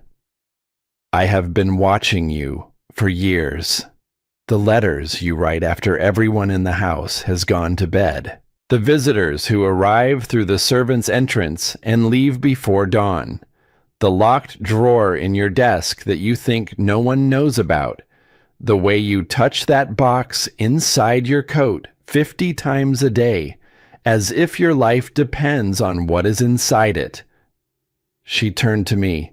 Her eyes were bright with tears, and beneath the tears was something I had never seen in my half-sister's face before. Not pity, not guilt, fire. Small and new and terrified of itself, but fire nonetheless. "He killed our mother," Lysen said. She did not whisper it. She said it clearly, in a voice meant to carry, in a voice meant to be heard, by the guards standing behind me and the servants hovering in the corridor and anyone else within earshot. "He killed our mother. He bound our sister's power. He sold her to a monster. He did all of it for gold, for status, for the approval of men whose names he will not say aloud because he is terrified of them. Because the great Lord Cressard is not a lord at all. He is a servant. A well-paid, well-dressed, well-spoken servant doing the bidding of people who see him as exactly what he sees everyone else as, a tool to be used and discarded when it is no longer needed." The words hit Cressard like physical blows. I watched the impact register on his face, not because the accusations were new to him, because they were being spoken aloud, in his own house, by the daughter he had trusted to remain loyal, the daughter who had always obeyed, the daughter who had been his investment, his heir, his proof that he could produce something of value, and she was burning his house down with words. Lysen pointed at the portrait of our grandfather on the far wall, a stern-faced man in ceremonial armor, painted decades ago with the rigid formality of the previous generation. "The seal is in the vault behind that portrait." She said it calmly, clearly, without hesitation. A woman stepping off a cliff and discovering that the fall feels remarkably like flight. I crossed the room. My steps were measured, deliberate. I lifted the heavy portrait from its hooks and set it aside. Behind it, embedded in the stone wall, was a small safe.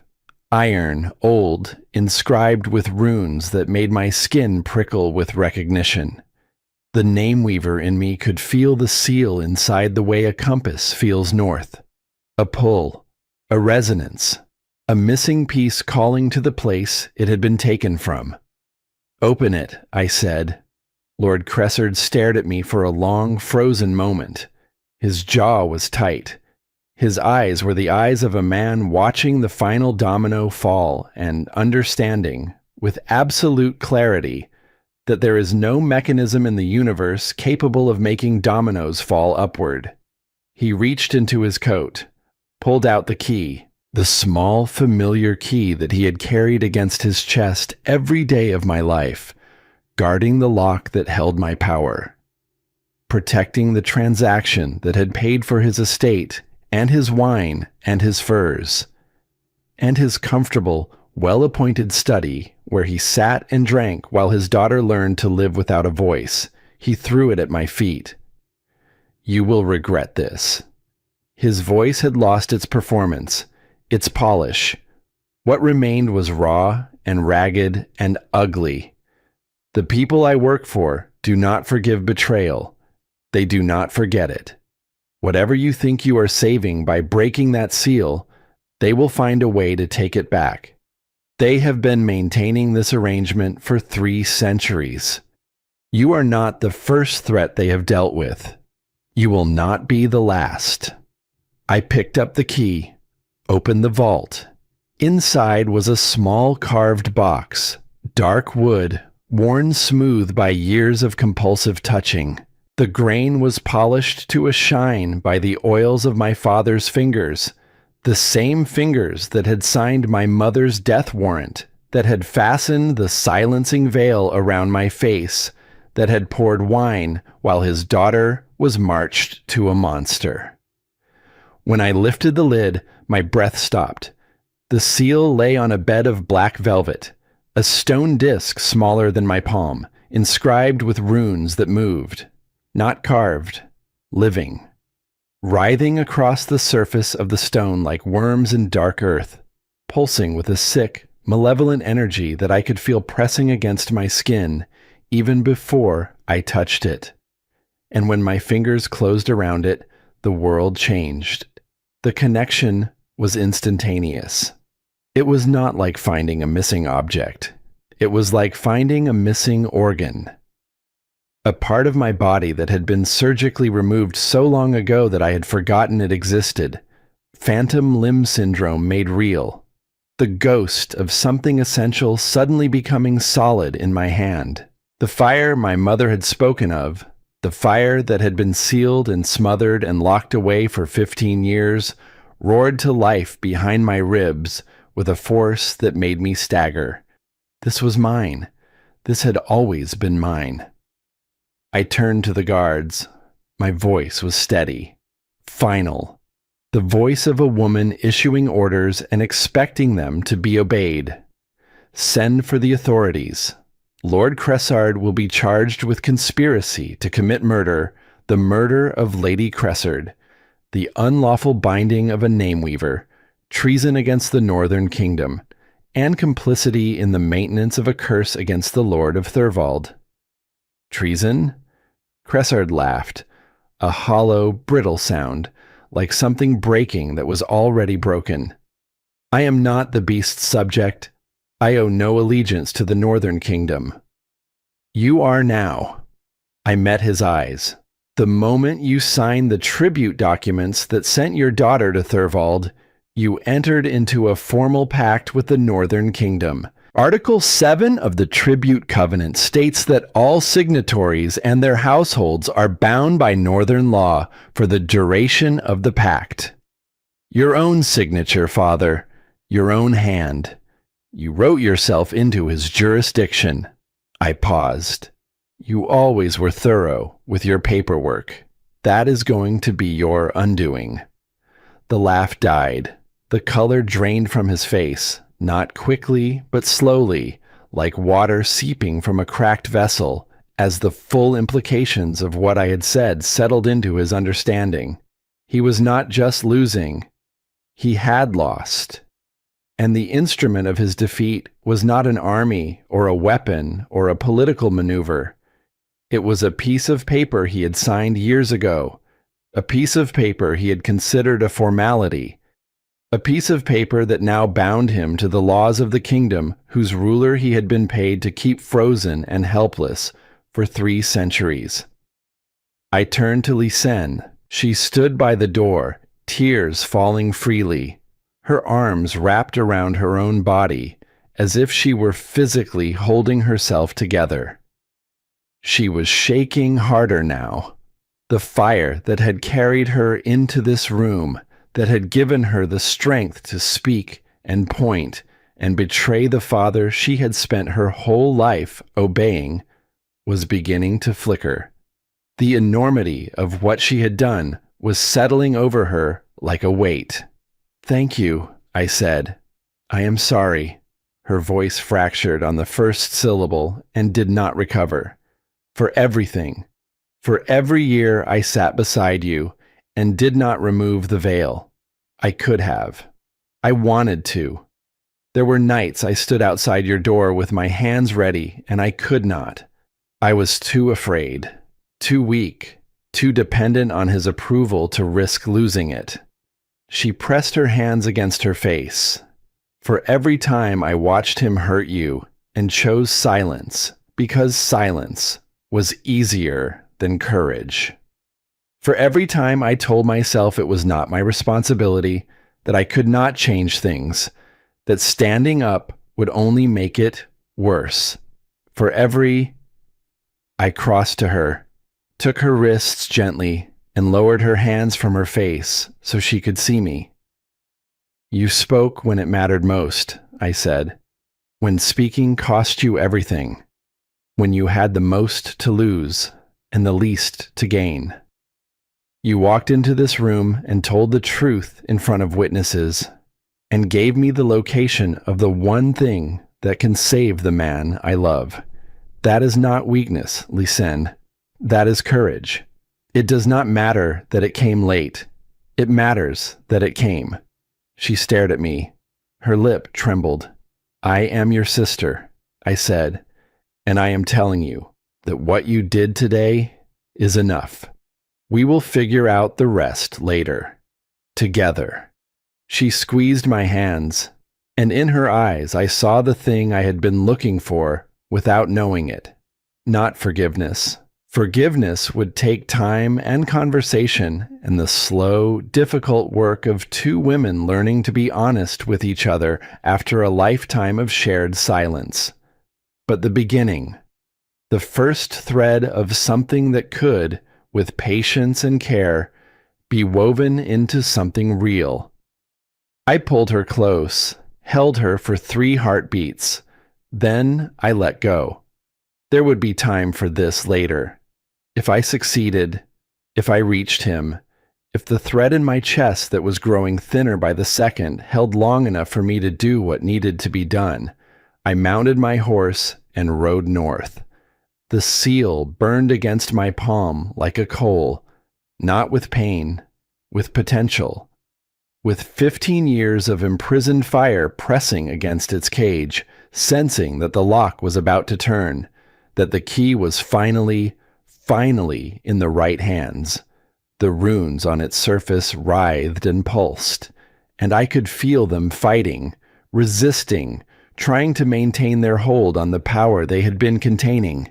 But the fire was stronger. It had always been stronger. It had been smothered, not extinguished. Caged, not killed. Just like me. The ride back was worse than the ride south. Exhaustion was no longer a background condition. It was a presence, a weight draped over my shoulders and pressing down with every mile. My body ached in places I did not know could ache. My hands were raw from the reins. My legs were numb. My back was a continuous line of fire from the saddle. But the child inside me was warm. A low, steady heat in my belly that I pressed my hand against during the worst hours, drawing strength from the life that depended on me. A life that was half mine and half his. A life that carried both our fires, both our stubbornnesses, both our refusals to be extinguished by the world that had tried so hard to put us out. I will not fail you, I whispered to the warmth. I will not fail either of you. The bond with Thalric was barely a whisper now. I had to hold my breath and close my eyes and reach with everything in me just to confirm it was still there. A pulse, a single faint beat in a vast silence, like a star viewed from the wrong end of a telescope, present, but barely, real, but almost gone. I'm coming. Hold on. Please. Hold on. I rode through the second night without stopping. The horse was failing. Its steps were uneven, its head drooping, its breath coming in labored gasps that left clouds of vapor hanging in the frozen air. I knew I was pushing it beyond any reasonable limit. I knew I was pushing myself beyond mine. But the thread was almost gone, and I could not stop, could not rest, could not allow my eyes to close for even a moment because I was terrified, truly terrified, that if I stopped moving, the thread would break, and the silence that followed would be permanent. The fortress appeared through the blizzard as dawn cracked the horizon, a dark shape rising from the white expanse, growing larger and more real with every stride, and the sight of it tore something open in my chest. Relief and terror and desperation colliding in a sound that came out of me involuntarily, half sob and half battle cry. The sound of a woman who has been running for 2 days and can finally see the finish line, but does not know if she has arrived in time. I abandoned the horse at the gate. The animal stood trembling, sides heaving, too exhausted to move. I would make sure it was cared for later. Right now, my legs were carrying me across the courtyard and up the stairs and through the corridors, and they were carrying me fast because the thread was almost gone. And if it broke before I reached him, I would never forgive myself. Never. Not for the rest of my life. Faces blurred past me. Gale in a doorway, sightless eyes turned toward me with an expression of aching hope. Brennick at the bottom of the main stairwell, his single arm outstretched, mouth forming words I could not slow down to hear. Thursa emerging from the infirmary with her hands already reaching for me. The healer in her seeing the exhaustion and the raw palms and the wild desperation in my face and wanting to help but understanding somehow that the only help that mattered right now was speed. I could not stop. Not for kindness, not for comfort, not for anything. The thread. Brenwyn met me outside his chamber. The old witch looked like she had aged a decade in 4 days. Her weathered face was drawn tight over the bones beneath it. Her sharp eyes were dimmed with exhaustion and something deeper, something that I recognized because I felt it in my own chest. The particular weight of watching someone die slowly and being unable to stop it. "You are almost too late," she said. "His heart is barely beating. I have done everything in my power to slow the curse. Held it back, fought it hour by hour." She shook her head. "It is not enough. Nothing I do is enough. The curse wants him, child. It has been waiting 300 years to finish what it started, and his love for you has given it more fuel than it has had in centuries." Her eyes met mine, red-rimmed, ancient, steady. "If you are going to do this, do it now." I pushed past her and through the door. The chamber was cold, not the pleasant, fire-warmed cold of the fortress I had come to know. A different cold, the cold of a tomb. The cold of a place where life has been slowly, methodically squeezed out over the course of days, replaced by something sterile and permanent and empty. Thalric lay on the bed. The sight of him stopped me in the doorway as completely as if I had walked into a wall. He was encased in ice, not the delicate frost patterns I had traced with my fingertips on warm nights in the dark, not the living, shifting tracery that had covered his skin like art, beautiful in its way, a visual manifestation of the curse that was terrible and lovely in equal measure. This was something else entirely. This was solid, inches thick. He was entombed in it, sealed inside a coffin of clear, perfect ice that preserved every detail of his face and body with the cruel precision of a death mask. I could see him through the ice, the sharp cheekbones, the jaw carved from winter, the lashes that had once held tiny diamonds of frost, the lips that had kissed me with 300 years of accumulated loneliness compressed into every touch. All of it sealed, still, perfect. He looked like a monument, like something sacred that the world had built and then abandoned, like a god who had been praying for someone to hear him and had finally given up and turned to stone.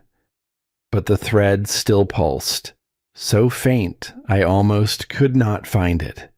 A single beat in the silence. One more. One more after that.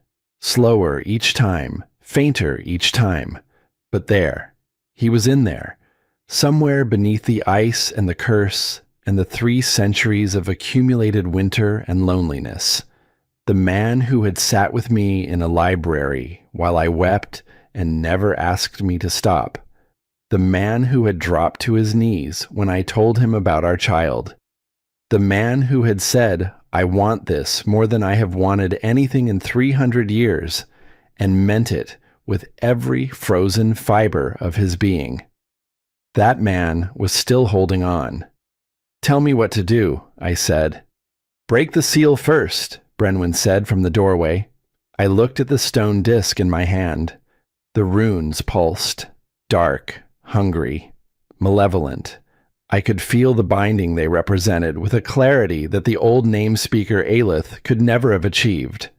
The Nameweaver saw it differently. The Nameweaver saw the seal for what it truly was, not a lock.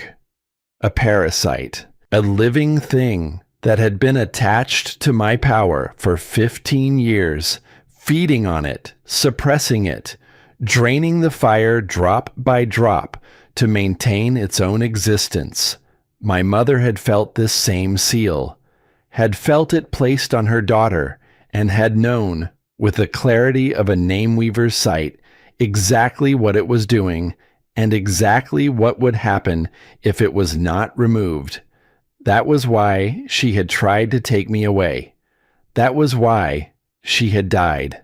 I closed my fist around the seal. I thought about her face in the firelight, the warmth of her lips on my forehead, the lavender and storm scent of her hands, the way her voice had been calm at the end. Not because she was not afraid, because she had decided that her last act on this earth would not be performed in fear.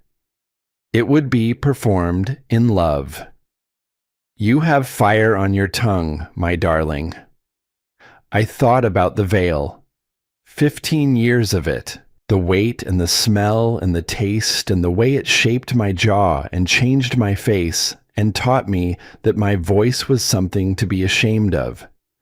The way I had forgotten, gradually, what it felt like to speak without bracing for pain. The way silence had become not just a habit, but an identity. I am the quiet one.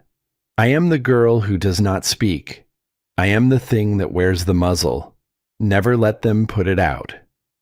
I thought about Thalric, his frozen hands catching my face on the tribute ground, so gentle it made no sense, so careful it contradicted everything the world believed about him. The sound of the veil tearing as he destroyed it, his voice, low and rough and absolute, saying no one will ever silence you again. The nights in the library, reading together, arguing gently, the distance between our chairs shrinking week by week until our knees touched and neither of us moved away. The first time he smiled, the way it transformed his face, briefly, before the ice reclaimed it, his hand on my stomach, his tears. Our child will be free. I pulled. The pain was beyond language, beyond experience, beyond anything the veil had ever inflicted, beyond the burns on the tribute ground, beyond any suffering I had endured in 22 years of a life defined by suffering. This was not surface pain. This was foundational. The seal had been part of me for 15 years. It had grown roots into my power, wound itself around the fire, become so deeply embedded in the architecture of my being that removing it was not like unlocking a cage. It was like amputating a piece of my soul. The runes blazed white. The stone burned through my palm, and I felt the skin blister and split, and the blood begin to flow, hot against the cold surface of the disc.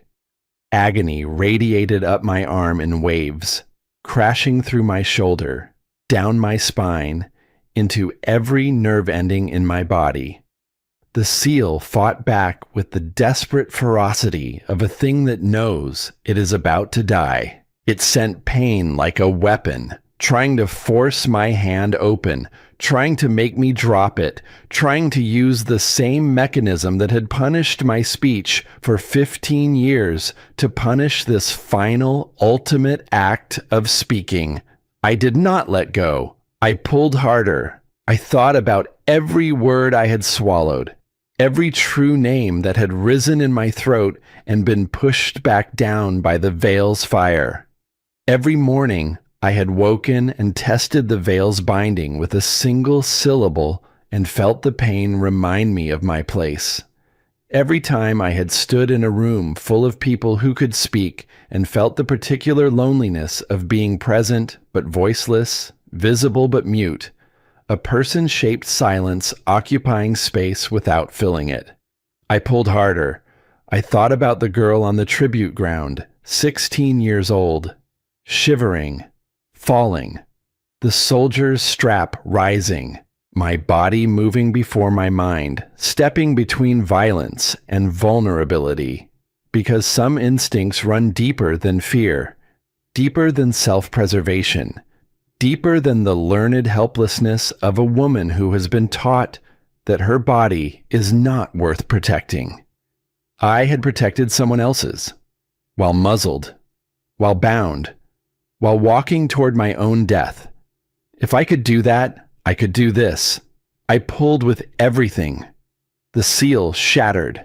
The sound was like the world cracking open, like ice breaking on a river in spring, like a bell struck at the center of everything, resonating outward in waves that I felt in my teeth, in my ribs, in the soles of my feet.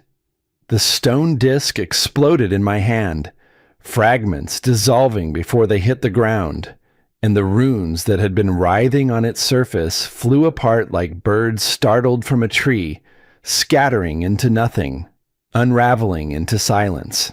And then the fire came. It did not trickle. It did not seep. It poured through me, a torrent, a flood, a dam breaking after 15 years of pressure building behind it, and the force of it nearly took me off my feet. I staggered, caught myself on the edge of the bed, and stood there shaking while the power I had been born with reclaimed the spaces it had been driven from. I could feel names everywhere, not just sense them the way a name speaker does, not just hear them as whispers or feel them as pressure. I could see them, their shapes, their colors, their textures, the way they connected to each other, threads of meaning weaving together into the fabric of reality. The stone walls had names, gray and solid and ancient. The fire in the hearth had a name, orange and alive and hungry. The frost on the ceiling had names, thousands of them, each crystal a tiny identity. And the curse that wrapped around the man I loved like chains made of corrupted names, twisted identities, meanings perverted and bent into bindings. I could see every thread, every link, every knot.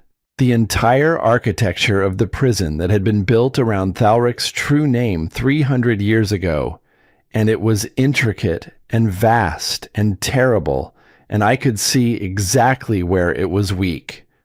The universe was made of names, and I could weave them now, Brenwyn said.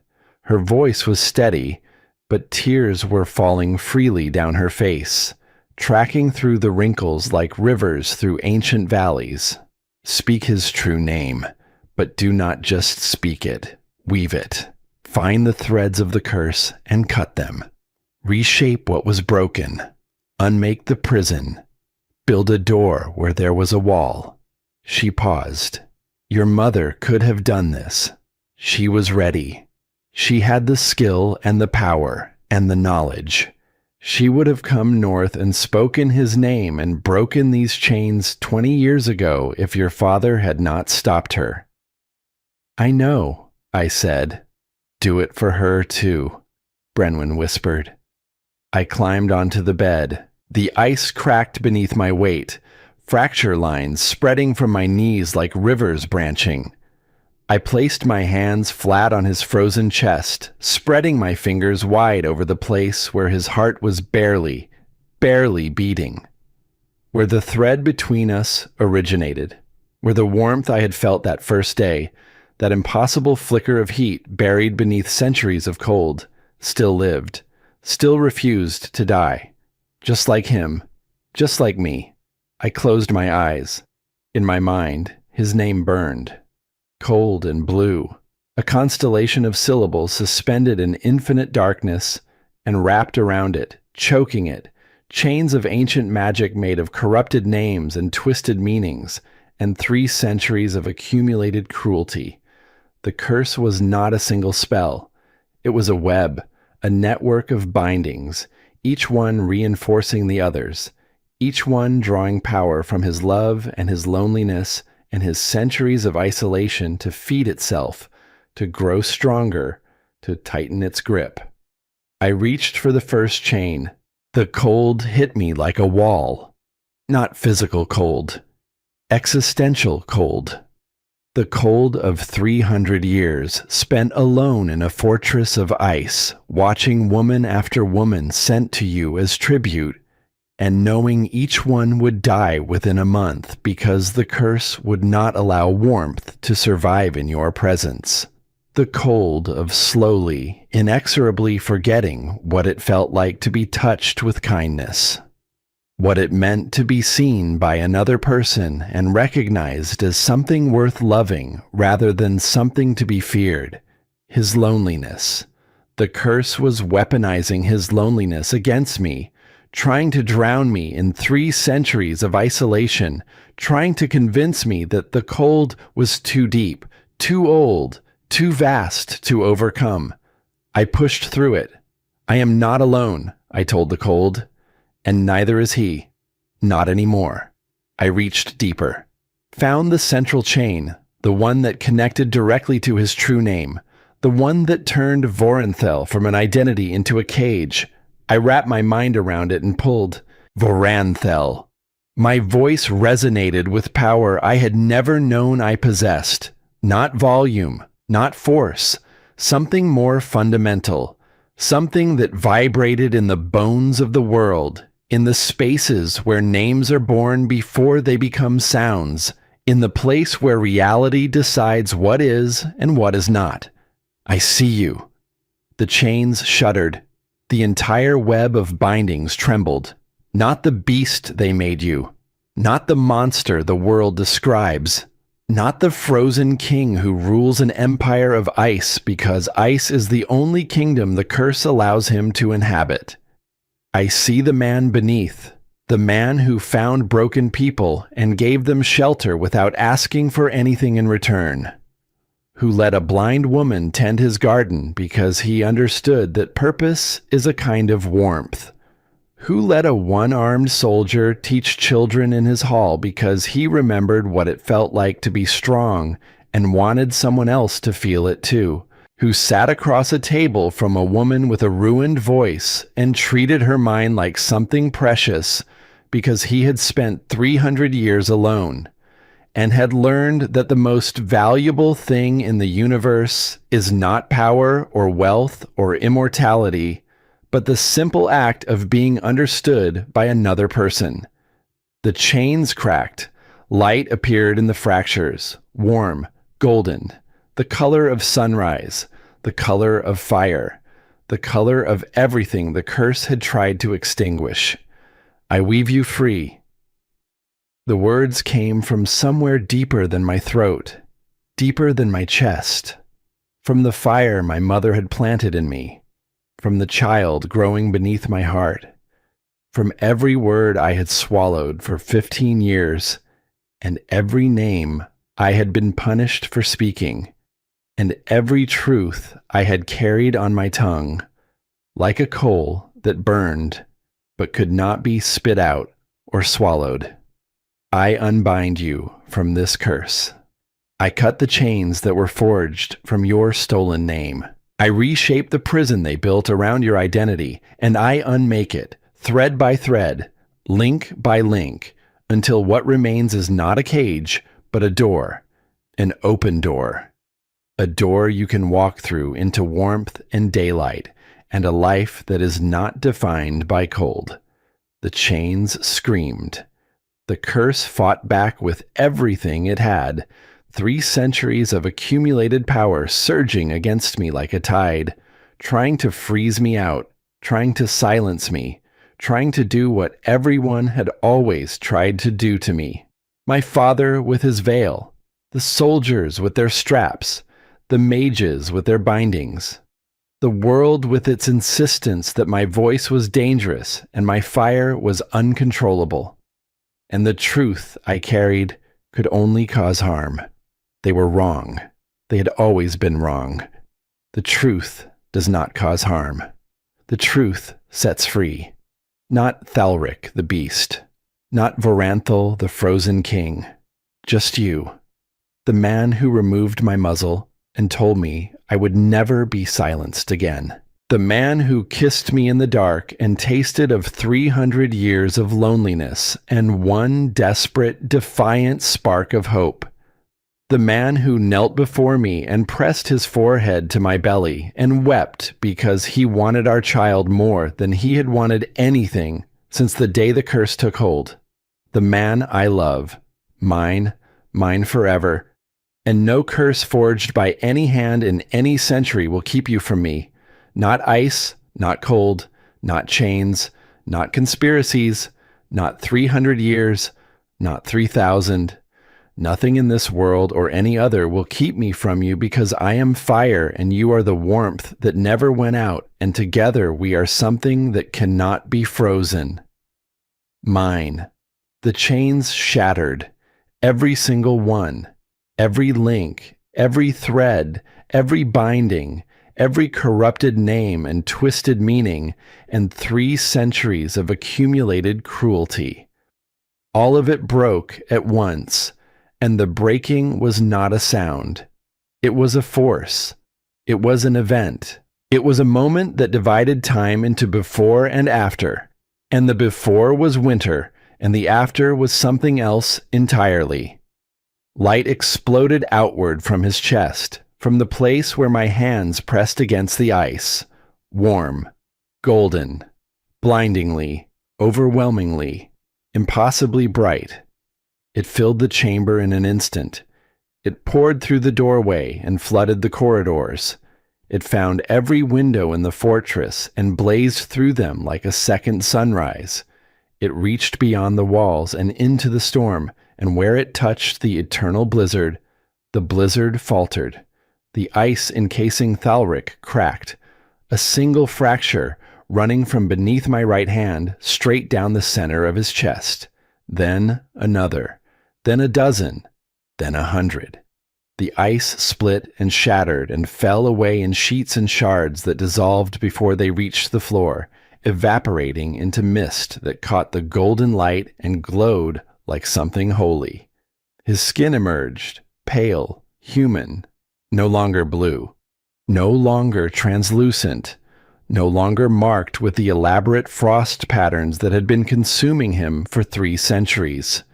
Clean, new, as if the curse had been burned away and what remained was the man who had existed before it, preserved beneath the ice the way a seed is preserved beneath frozen ground, waiting for the thaw that will let it grow. His chest rose. The breath that filled his lungs was the most beautiful sound I had ever heard. Raw, gasping, involuntary. The sound of a body remembering how to live. The sound of lungs that had been still for days, suddenly filling with warm air. The sound of a heart that had been slowly freezing for 300 years, suddenly, violently, irrevocably choosing to beat. His eyes flew open, not white, not ice-filmed, not the pale, empty, terrible blue I had seen on the tribute ground, The blue of a creature so old and so cold that mercy had become a concept he could no longer access. Gray, clear, warm, human gray. The color of storm clouds breaking. The color of dawn after a night that lasted 3 centuries. The color of stone that has been buried in ice for longer than memory and is finally feeling the sun. Aelith, my name. In his voice, but not the voice I had known, not the low, rough, frost-edged voice that had always carried winter in its resonance. This voice was warm, full, alive in a way that his voice had never been alive before, because the thing that had been compressing it, containing it, freezing it from the inside out, was gone. I collapsed against his chest, and I wept. Not from grief this time. Not from exhaustion or fear or the desperate, ragged sobs of a woman watching the man she loves turn to ice. These were different tears, relief, joy. The overwhelming, body-shaking, soul-deep release of a woman who had been carrying a weight too heavy for her frame and had just, finally, set it down. His arms came around me. And they were warm. I need to say that again because the magnitude of it deserves repetition. His arms came around me and they were warm, not room temperature, not the absence of cold. Warm, genuinely, humanly, beautifully warm. The warmth of blood flowing through living veins. The warmth of a heart beating without chains. The warmth of a man who had been frozen for 300 years and was feeling his own body heat for the first time since before most kingdoms were founded. He held me. I held him. We lay tangled on the bed where he had almost died, surrounded by the rapidly melting remains of the ice that had been his coffin. And we held each other and wept and breathed and existed in the extraordinary, unprecedented, world-altering reality of 2 people who had found each other against every possible odd and survived. "You did it," Brenwyn said from the doorway. I lifted my head. The old witch was crying openly, her weathered face transformed by an expression I had never seen on it before. Joy, pure, uncomplicated, 300 years in the making joy. Her hands were pressed against her mouth, and her shoulders shook, and she looked, for the first time since I had met her, like a woman who had been carrying a burden since before my mother was born, and had finally been allowed to put it down. "The curse is broken," she said, not just from him, from his entire bloodline, from the land itself, 3 centuries of frozen winter, unraveling.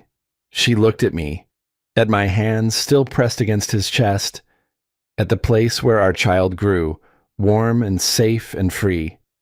"Your child will be born without chains," she said, "without curses, without ice, born free, Aelith, truly free." Talric's hand found my stomach, his warm hand. I marveled at the words even as I thought them. His warm hand. 5 fingers, spread gently across the fabric, pressing against the life beneath with a tenderness that no amount of frost could have taught him. This tenderness was his. Had always been his. Had been buried, not destroyed. "Our child will be free," he said. His voice cracked. And then he was crying again, and I was crying again. And somewhere outside the fortress, for the first time in 300 years, the wind over Thurvald softened. He kissed me, and the kiss was warm. Warm lips against warm lips. No ice between them, no frost, no curse transforming tenderness into a death sentence. Just a man and a woman, and the impossible, world-remaking fact of their survival. I kissed him back with everything I had, everything I was, the fire and the fury and the love and the stubborn, unbreakable refusal to let the cold win. I kissed him and I tasted warmth and salt and the beginning of something that had no ending, something that would grow and deepen and expand until it filled every frozen corner of the kingdom he had ruled in isolation and turned it into something alive. We lay together afterward, his arms around me, my head on his chest, rising and falling with his breathing, his heartbeat steady beneath my ear, strong, warm, present. Outside the window, the eternal blizzard was dying. The sky, gray and featureless for 300 years, was showing cracks of blue, pale, tentative blue, like a shy creature emerging from hiding. But blue nonetheless. Spring was coming to Thurvald. And it was starting here, in this room, in this bed, in the space between two people who had been broken by the world and had chosen, against all logic and all odds, to put each other back together. 6 months later, the world was unrecognizable. Thurvald had transformed. Not overnight. Not in the dramatic, instantaneous way the curse had broken, with its explosion of golden light and shattering ice. This transformation was slower, gentler. The way dawn arrives after a long night, not all at once but in gradual increments of light, each one building on the last until suddenly you look up and realize the darkness is gone, and you cannot pinpoint the exact moment it left. The snow still fell. It was the North after all. Snow was part of its identity, woven into the landscape the way a mother's voice is woven into a child's earliest memories. But the snow was different now, softer, lighter. It fell in lazy spirals rather than driving sheets, drifting down from skies that were no longer permanently gray, but shifting, changing, showing patches of pale blue, and the occasional startling streak of gold when the sun found a gap in the clouds and poured through it like a blessing. The killing cold was gone. The temperature that had gripped Thurvald for 3 centuries, the cold so absolute it felt personal, as if winter itself bore a grudge against everything that breathed, had retreated. In its place was something livable, brisk, crisp. The kind of cold that reddens cheeks and sharpens the air and makes the warmth of a fire and a cup of something hot feel like a small, perfect luxury. And beneath the snow, for the first time in 300 years, things were growing. Gail discovered them first. She was in her greenhouse, tending the winter herbs as she always did, when her fingers found something unexpected in the soil of the outdoor beds that lined the fortress wall. Roots. Tiny, tentative, impossibly brave roots pushing through earth that had been frozen solid for longer than most family lines had existed. She called for me, and I came, and together we knelt in the snow and brushed the white powder aside, and found the first green shoots of something wild and stubborn pressing upward toward a sun they had never seen. She was crying. Her sightless eyes turned toward the sky, tears running freely down her weathered cheeks, and her hands cradled the tiny plant as if it were a child. "I thought I would never feel this again," she said. "Soil that wants to grow." Thurvald was waking up. And it was waking up hungry for life. The people came next. Word had spread through the northern territories, and beyond that the curse was broken, that the beast of Thurvald was a beast no longer, that the frozen wasteland was thawing. They came in trickles at first. A family from the borderlands whose farm had been swallowed by the expanding ice decades ago, returning to see if anything remained. A group of traders who had once used the northern routes before the curse made them impassable, testing the roads with cautious optimism. A woman carrying a baby on her hip and everything she owned on her back, who said simply that she had heard there was a place in the north where broken people were welcome, and she qualified. Thalric welcomed them all, Not with ceremony or grand declarations, with practical efficiency, with housing assignments and supply distributions and the quiet, understated competence of a man who had been governing outcasts for centuries and had gotten very good at it. But there was something different in the way he moved through these tasks now. A lightness, a presence. The frost no longer spread across his skin when he was stressed. His breath no longer fogged in heated rooms. When he stood at the window and watched the snow fall, he did not look like a man watching his own death approach in white silence. He looked like a man watching his kingdom come alive. He looked like a man with a future. The trial of Lord Cressard took place on a morning when the sun broke through the clouds over Thurvald for the first time in memory, flooding the great hall with light so bright and so unfamiliar that several of the older residents shielded their eyes. Representatives from the 12 kingdoms had gathered. The same 12 kingdoms that had sent tributes to the beast for 3 centuries, that had used those tributes as political currency, trading expendable women for the illusion of peace with a monster they had never tried to understand. They sat in the gallery now, watching the proceedings with expressions that ranged from diplomatic neutrality to barely concealed unease. Because the trial of Lord Cressard was not just the trial of one man. It was the first thread being pulled from a tapestry of conspiracy that several of them had reason to fear. Cressard stood in the center of the hall. He was diminished, not physically. He still held himself with the rigid posture of a man who had been born into privilege and had never learned to stand any other way. But something behind his eyes had gone out. The calculation. The constant, restless arithmetic of a man always weighing his options, always looking for the angle, always playing the game 3 moves ahead. That light was gone, replaced by the flat, dull resignation of a man who has run out of moves and knows it. The charges were read aloud. Conspiracy to maintain a curse against the Lord of Thurvald. The unlawful binding of a name-weaver. The murder of Lady Cressard. Treason against the Northern Kingdom under Article 7 of the Tribute Covenant. Each charge landed in the silence of the hall like a stone dropped into still water. Ripples spreading outward through the assembled representatives. Glances exchanged, throats cleared. The almost imperceptible shifting of men and women who were suddenly, acutely aware that the conspiracy being described did not begin and end with the man standing trial.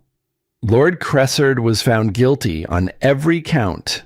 I watched from the raised dais where I stood beside Thalric, the same dais where I had stood months ago for the bonding ceremony, trembling in silver furs, wondering if I would survive the month.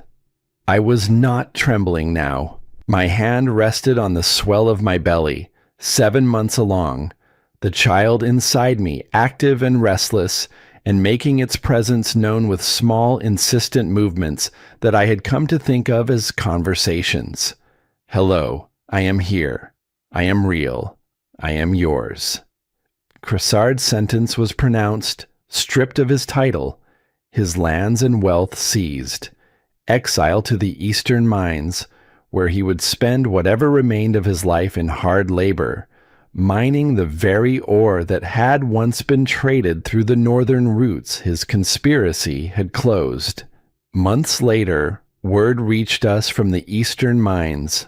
A trader passing through Thurvald mentioned it casually over dinner, not knowing the significance of what he was describing. The former Lord Cressard, he said, was barely recognizable. The man who had once worn furs that cost more than most families earned in a lifetime now wore the same coarse wool as every other prisoner. His hands, The hands that had signed my mother's death warrant and poured wine while his daughter was marched to a monster and carried the seal of my imprisonment against his chest for 15 years were cracked and calloused from breaking stone. He worked in silence, the traitor said. Never spoke, never complained, never looked up. I thought about that image sometimes. Not with satisfaction, not with pity, with the particular clarity of a woman who understood, from personal experience, what it felt like to be silenced. The difference was that my silence had been imposed. His was chosen.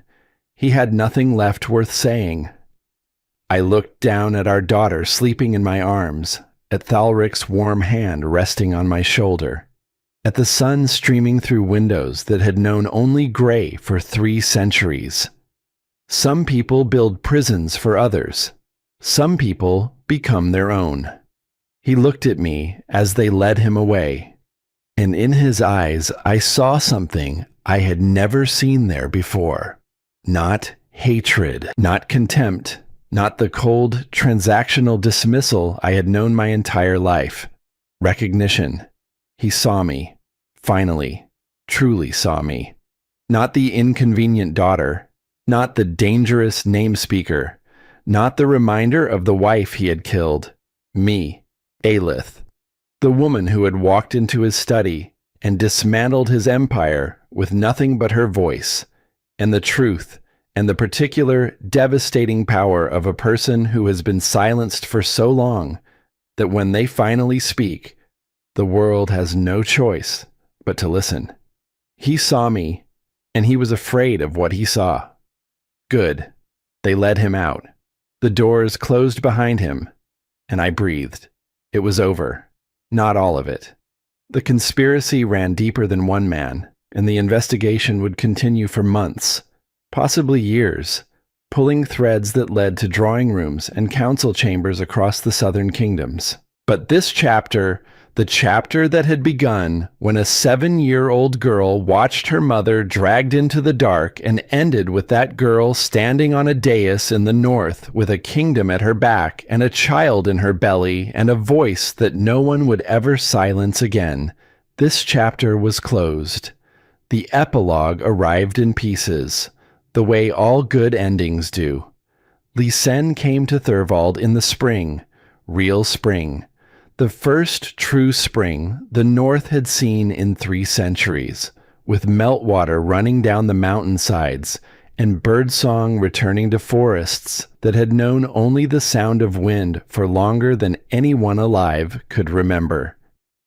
She arrived with a single trunk of belongings and the tentative, uncertain expression of a woman starting over in a place where her family name carried weight she was not sure she wanted.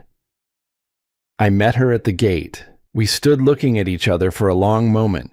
2 women shaped by the same house and the same father and the same lies, separated by the choices that house had forced them into, and connected by something older and deeper than choice. I do not know how to do this, she said. Be a sister, a real one. I never learned. Neither did I. We will figure it out together. She moved into chambers in the East Wing. She began spending time in Gale's greenhouse, learning the names of plants, getting dirt under her fingernails, discovering for the first time in her life what it felt like to be useful in a way that had nothing to do with appearance or status, or the strategic management of a powerful father's moods. I watched her unfold over the weeks that followed, like one of Gale's seedlings reaching for the sun. And I thought about the years we had lost and the years we had left, and decided that the second number mattered more than the first. The naming ceremony took place on a morning in late spring. The great hall was full.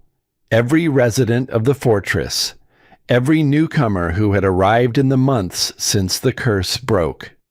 Representatives from the northern settlements that were springing up along the newly thawed trade routes.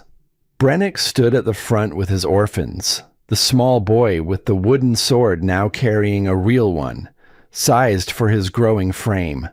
Gail stood beside the greenhouse delegation she had organized, each member holding a bundle of fresh herbs, the first harvest from Thorvald's outdoor gardens in 300 years.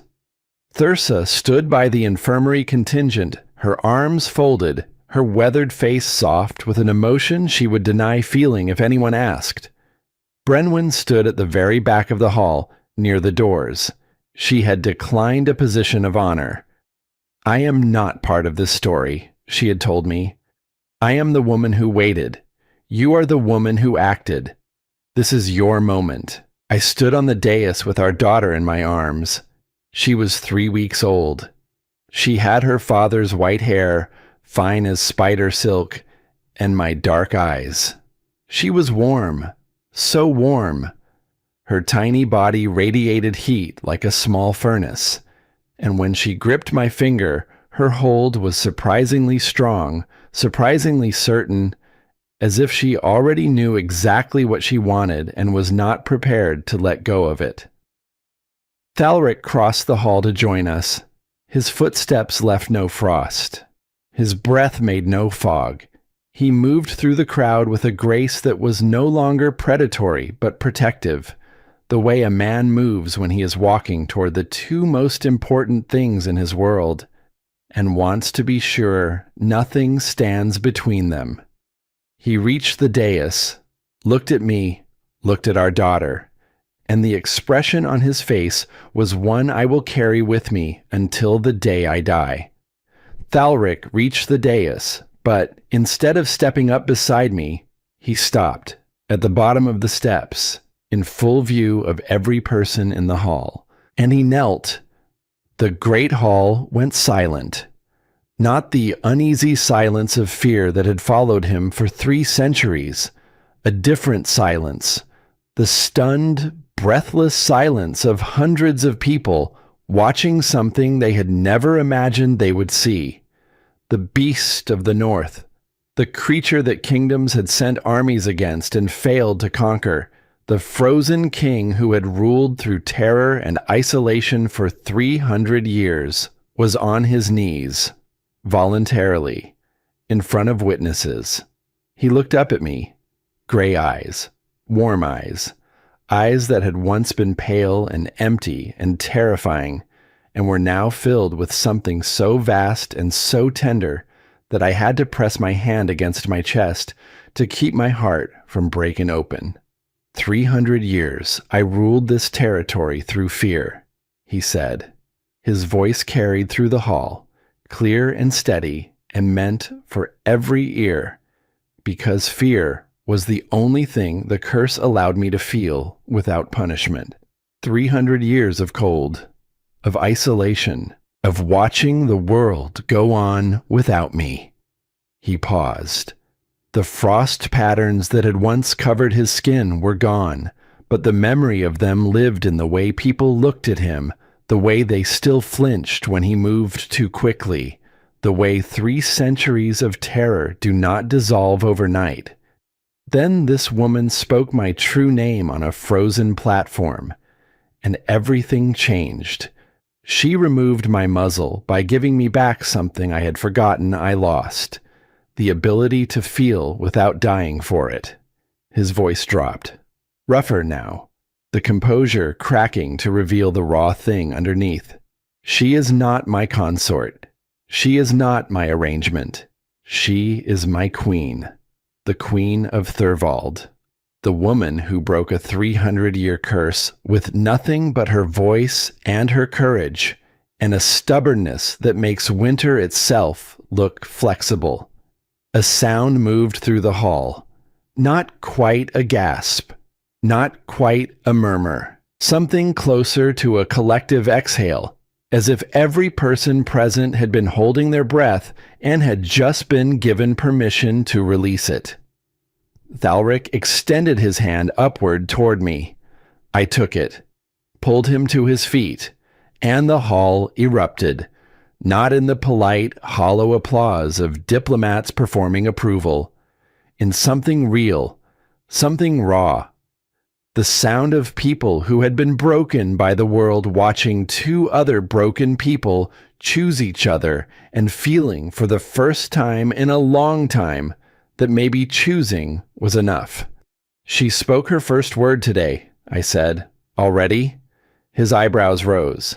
"She is 3 weeks old. She is a name weaver's daughter. Words come early." "What did she say?" I looked at him. This man who had been called a monster by the world, and a beast by history, and a nightmare by every kingdom that had sent women to his territory to die. This man who had caught me when I fell and removed my muzzle and given me back my voice, and sat with me in a library at midnight and told me I would never be silenced again, and meant it. "Papa," the word broke him open. His eyes went bright. His jaw worked. His hands, warm hands, steady hands, hands that no longer left frost on everything they touched, reached for our daughter and lifted her from my arms with a tenderness so careful, so deliberate, so full of concentrated gentleness that it looked almost like reverence. He held her against his chest. Her tiny hand found the fabric of his shirt and gripped it, and her dark eyes looked up into his gray ones, and father and daughter regarded each other with the mutual curiosity of two people meeting for the first time and recognizing something familiar in the other's face. "Papa," he repeated softly. His voice was thick, unsteady, the voice of a man who is crying and does not care who sees. He pulled me close with his free arm. The three of us stood together on the dais, held in the circle of his embrace, and the hall was silent.